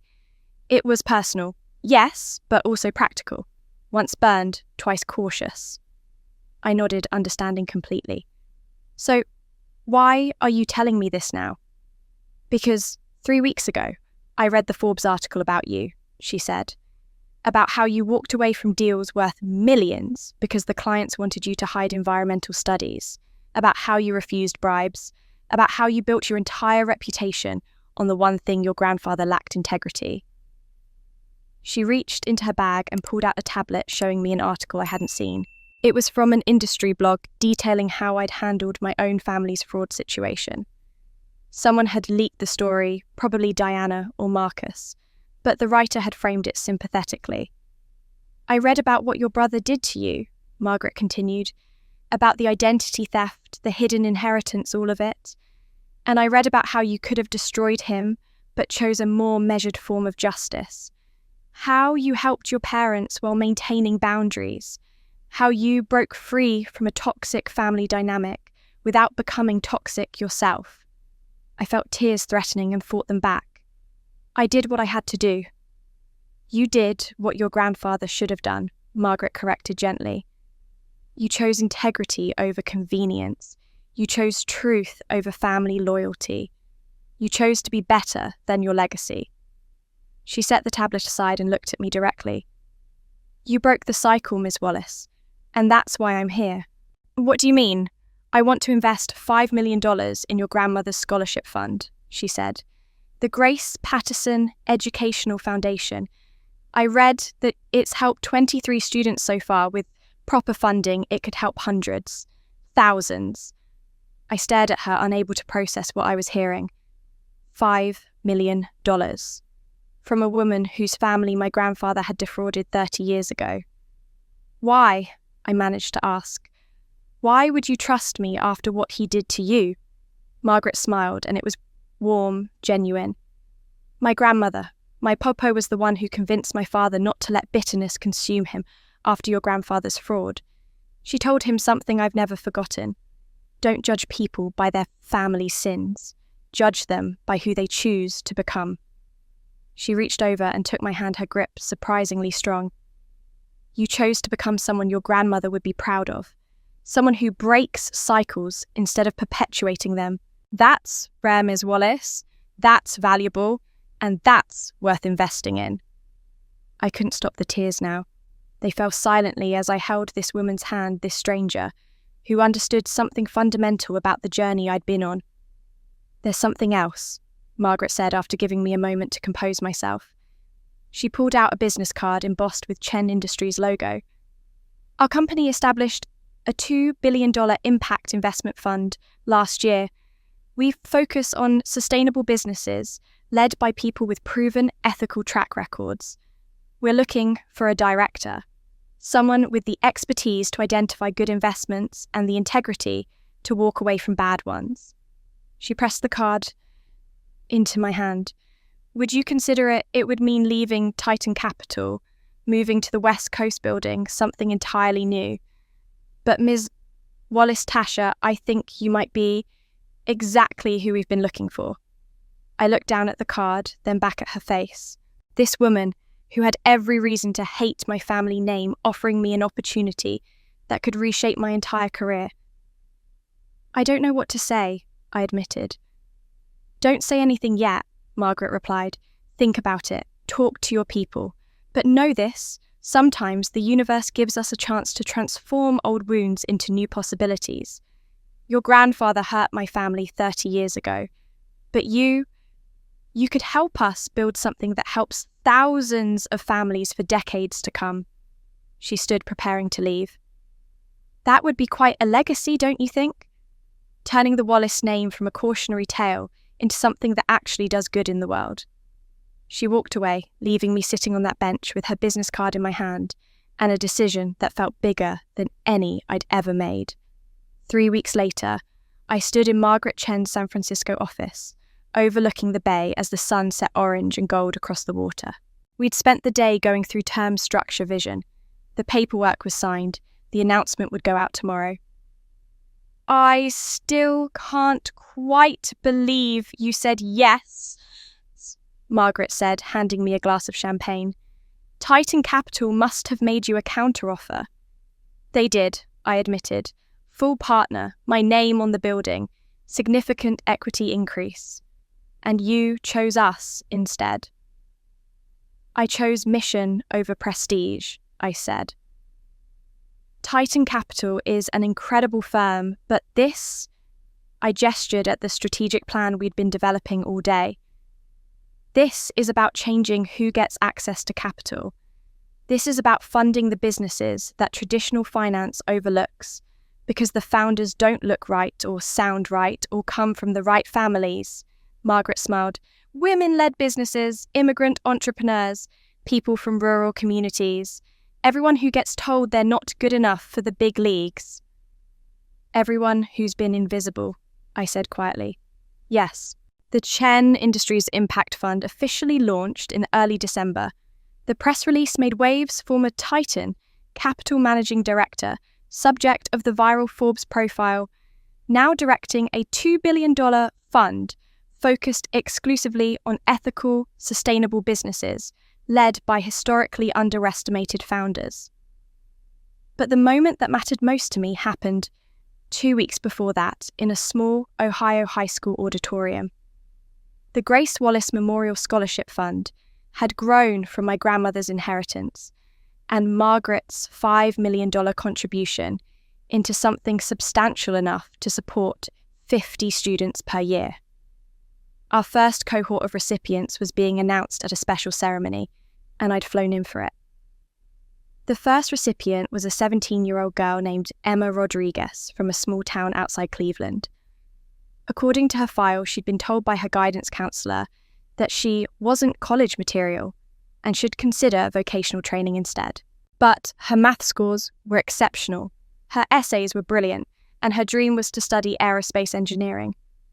When they called her name, I watched her walk up to the stage, tears streaming down her face, her mother in the audience crying even harder. After she accepted the certificate, I stepped forward to speak with her. Emma, I said quiet enough that only she could hear over the applause. I want you to know something. You're not invisible. You are very clear to me, and you're going to shine so brightly that everyone who doubted you will need sunglasses. She looked at me with eyes that understood exactly what I meant, and she whispered, "Thank you for seeing me." I hugged her, this girl I just met, but recognized completely, and felt something settle deep in my chest. This was why. This was what all of it had been for. That evening, back in my hotel room, my phone buzzed with a text from Diana. I almost ignored it out of habit, but something made me look. "Tasha, I know I don't deserve your time or attention, but I've been in therapy for 6 months, really working on understanding my part in everything that happened. I'm not asking for forgiveness or reconciliation. I just want you to know that I see now how I treated you, how I diminished you to make myself feel important, and I'm genuinely sorry. You deserved better from all of us. I hope you're living a beautiful life because you've certainly earned it." I read it twice. There was no ask buried in there, no hidden agenda, just an actual sincere apology. I typed back, "I accept your apology, but we cannot return to how things were. I wish you well." It wasn't warm, but it was honest. And after I sent it, I felt lighter. 2 days later, an envelope arrived at my office in San Francisco. The return address was Marcus's community service program. I almost set it aside with the others, but this one felt different somehow. Inside was a single page handwritten in Marcus's careful script. "Tasha, I've written you a dozen letters over the past year. Most of them I threw away because they were really just more excuses, more attempts to make you feel sorry for me. This is the first one I'm actually sending because it's the first one that's just the truth. I'm proud of you. I read about the Chen Industries position. I read about the scholarship fund. I saw the video of your Harvard speech.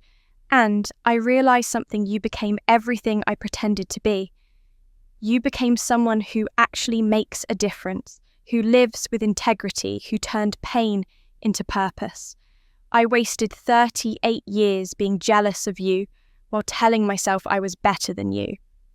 I'm sorry it took losing everything for me to finally see what was right in front of me. The whole time you were always the stronger one, the smarter one, the one who deserved the praise. I don't expect anything from this letter. I don't expect a response or forgiveness or relationship. I just wanted you to know that I'm proud of you. And I'm sorry it took 38 years to say it. I'm working on becoming someone who might someday deserve to be your brother again.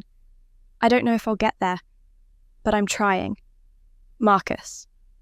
I folded the letter carefully and placed it in my desk drawer next to my grandmother's letter that I still carried with me everywhere. Maybe someday I'd respond. Maybe someday we'd rebuild some kind of relationship, distant and careful but real. But not today. Today, I had 50 scholarship students to support a $2 billion fund to build and a legacy to create that had nothing to do with the family I was born into and everything to do with the person I'd chosen to become. I looked out at the San Francisco skyline, at the life I'd built through intention and integrity, and refusing to be anyone's convenient solution to their problems. And I smiled. 1 year later, I stood in that same Ohio high school auditorium, but this time I wasn't just a donor visiting for an initial ceremony. I was here to watch 50 students cross the stage into their futures funded by a scholarship that bore my grandmother's name and represented everything she'd hoped I'd become. The auditorium was full. Parents, siblings, teachers, community members who'd watched these kids grow up and who understood what this opportunity meant. And, in the back row, sitting in the general seating area, rather than the reserved VIP section, were my parents. I'd known they'd come. My father had called during one of our scheduled monthly conversations to ask if it would be appropriate. I'd said yes, of course, as long as they understood they were attending as community members, not as family being honoured. He'd understood. Marcus was there too, though. I hadn't expected that. He sat 2 rows behind my parents alone, his posture careful and contained in a way that suggested he understood he was there on borrowed grace. But I didn't feel anger seeing them, didn't feel the old ache of wanting them to be different than they were. I felt nothing much. A distant acknowledgement of shared history, the way you might feel seeing your childhood home from the highway without needing to stop. Emma Rodriguez was the valedictorian. She gave a speech about being told she wasn't smart enough, being told to aim lower to accept less, and about the scholarship that had proven all those voices wrong. She looked directly at me when she said someone saw me when I couldn't see myself, and that changed everything. The ceremony ended with students throwing their caps in the air, families rushing forward with flowers and cameras and tears. I stayed back letting them have their moment until Emma's mother approached me. "Ms. Wallace," she said, gripping my hands. "You gave my daughter a future. How do I thank you for that?" "By watching her succeed," I said. "That's all the thanks I need." After most of the crowd had dispersed, my mother appeared at my side. She looked older. The past 2 years had added lines around her eyes and silver to her hair, but there was something softer in her expression than I remembered. "You created what your grandmother hoped for," she said quietly. "She'd be so proud of what you've built."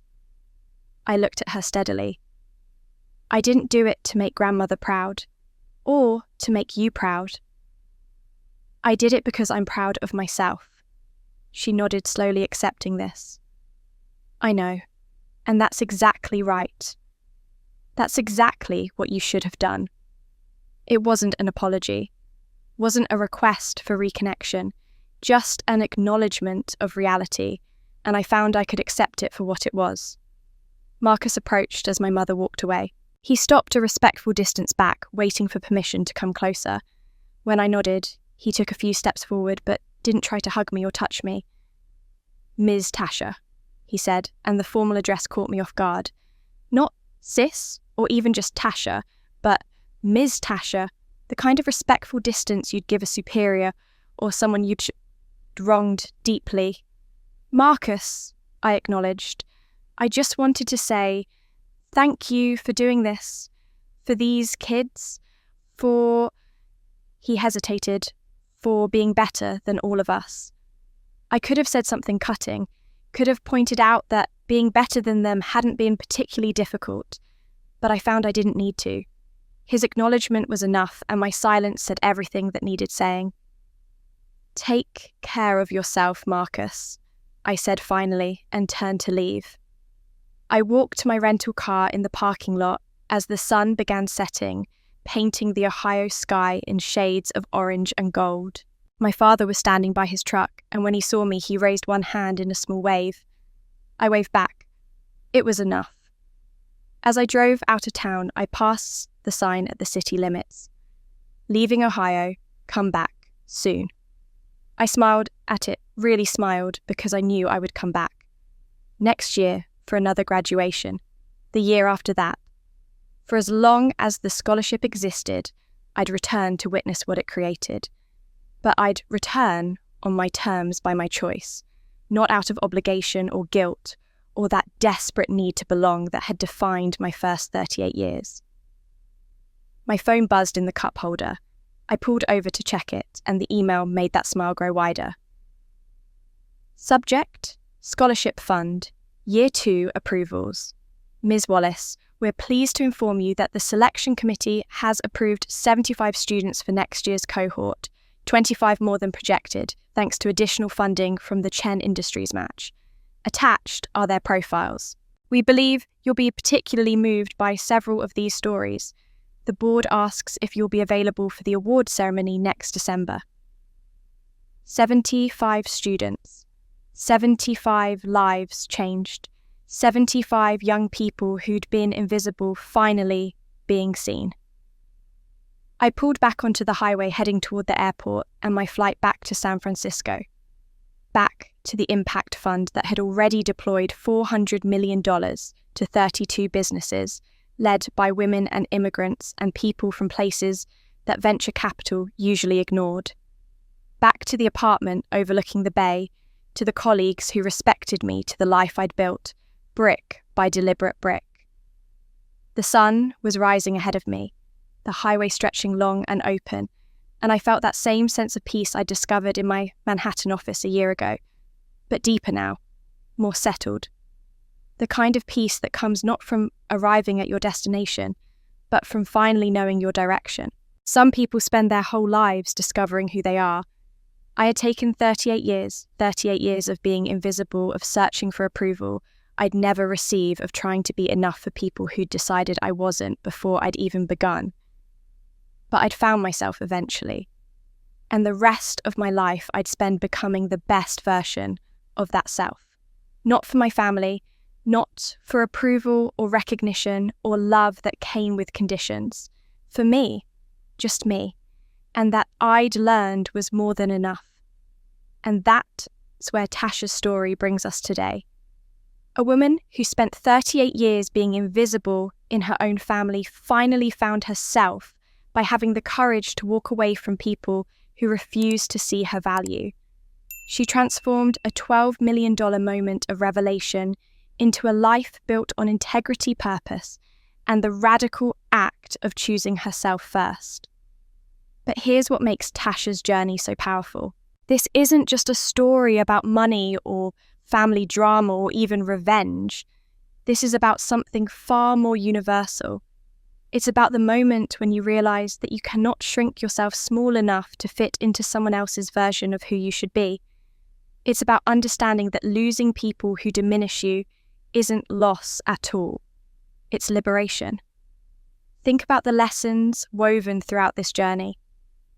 Tasha learned that boundaries aren't cruel, they're necessary, that forgiveness and reconciliation are two entirely different things, and you can offer one without being obligated to provide the other. That sometimes the most loving thing you can do for yourself is to stop trying to earn love from people who've already decided you're not worth their full attention. Her grandmother understood this all along. That letter, hidden away for 15 years, contained the truth that eventually set Tasha free. You have the biggest heart. Don't let anyone make you doubt yourself. Especially not family. Those words were prophetic, because family, the people who are supposed to love us unconditionally, are often the ones who place the heaviest conditions on that love. What happened to Tasha isn't unique. Across the country, across the world, there are countless daughters and sons who've been made to feel invisible in their own families, who've watched siblings get praised for mediocrity, while their own excellence gets dismissed, who've been told they're selfish for setting boundaries dramatic, for expressing hurt, ungrateful for refusing to sacrifice themselves endlessly. If you're listening to this story and seeing yourself in Tasha's journey, I want you to know something important. You're not alone. You're not crazy. You're not selfish or dramatic or ungrateful. You deserve to be seen valued and celebrated for who you actually are, not who your family needs you to be to maintain their comfortable narratives. The most radical thing Tasha did wasn't confronting her family about the hidden inheritance or her brother's fraud. It wasn't even walking away that night. The most radical thing she did was deciding that her own perception of herself mattered more than her family's perception of her. She stopped waiting for them to see her value and started living as if her value was self-evident, which it always had been. And look at what that decision created. A $2 billion impact fund supporting entrepreneurs who'd been told they weren't good enough. A scholarship program bearing her grandmother's name, changing 75 lives per year and growing. A career built on the integrity her grandfather had lacked, transforming the Wallace name from scandal to service. But perhaps most importantly, Tasha created something for herself that she'd never had before. She created the experience of being enough, not striving to be enough, not proving she was enough, but simply existing in the knowledge that she was already, always, had been completely and totally enough exactly as she was. Now, I want to hear from you, because stories like Tasha's matter most when they create conversation, when they help us process our own experiences and feel less alone in our struggles. Have you ever felt invisible in your own family?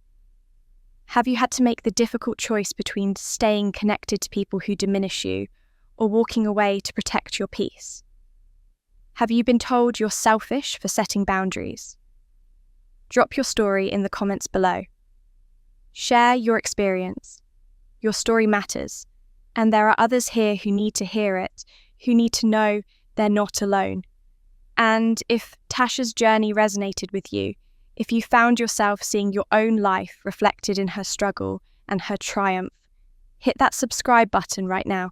This channel is dedicated to telling stories like this, stories about people who found the courage to choose themselves, who set boundaries that others called selfish, who walked away from toxic situations and built beautiful lives from that foundation of self-respect.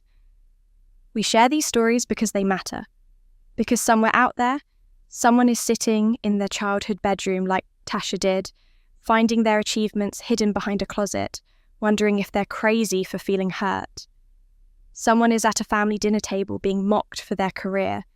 Someone is being told they're selfish for not wanting to fund their siblings' failures. And that person needs to hear Tasha's story. They need to know that choosing yourself isn't selfish, it's survival. That boundaries aren't betrayal, they're self-preservation. That walking away from people who can't see your value is how you find yourself. So subscribe, because these stories continue. Like the video if Tasha's journey moved you. Share this with someone who's been made to feel invisible, who needs permission to choose themselves. Turn on notifications so you never miss when we post a new story about courage, boundaries, and the radical act of self-respect. Leave a comment telling me what part of Tasha's story hit home for you. Was it the hidden inheritance, the identity theft during her caregiving, her decision to help her parents while maintaining boundaries? Was it watching her transform her grandmother's legacy into something that actually helps people? Tell me what resonated. And if you're currently in a situation like Tasha's, if you're trying to decide whether to stay or go, whether to set boundaries or keep accommodating, I want you to remember something. Your grandmother, real or metaphorical, the voice inside you that knows your worth, even when others don't, that voice is telling you the same thing Tasha's grandmother told her. You're enough. Don't let anyone make you doubt yourself, especially not family. Thank you for listening to Tasha's story. Thank you for being part of this community where we talk honestly about family dysfunction, about choosing ourselves, about building lives that reflect our values. Subscribe, like, comment, and share. And remember, you're not invisible. You're very clear to those of us who choose to see. And you're going to shine.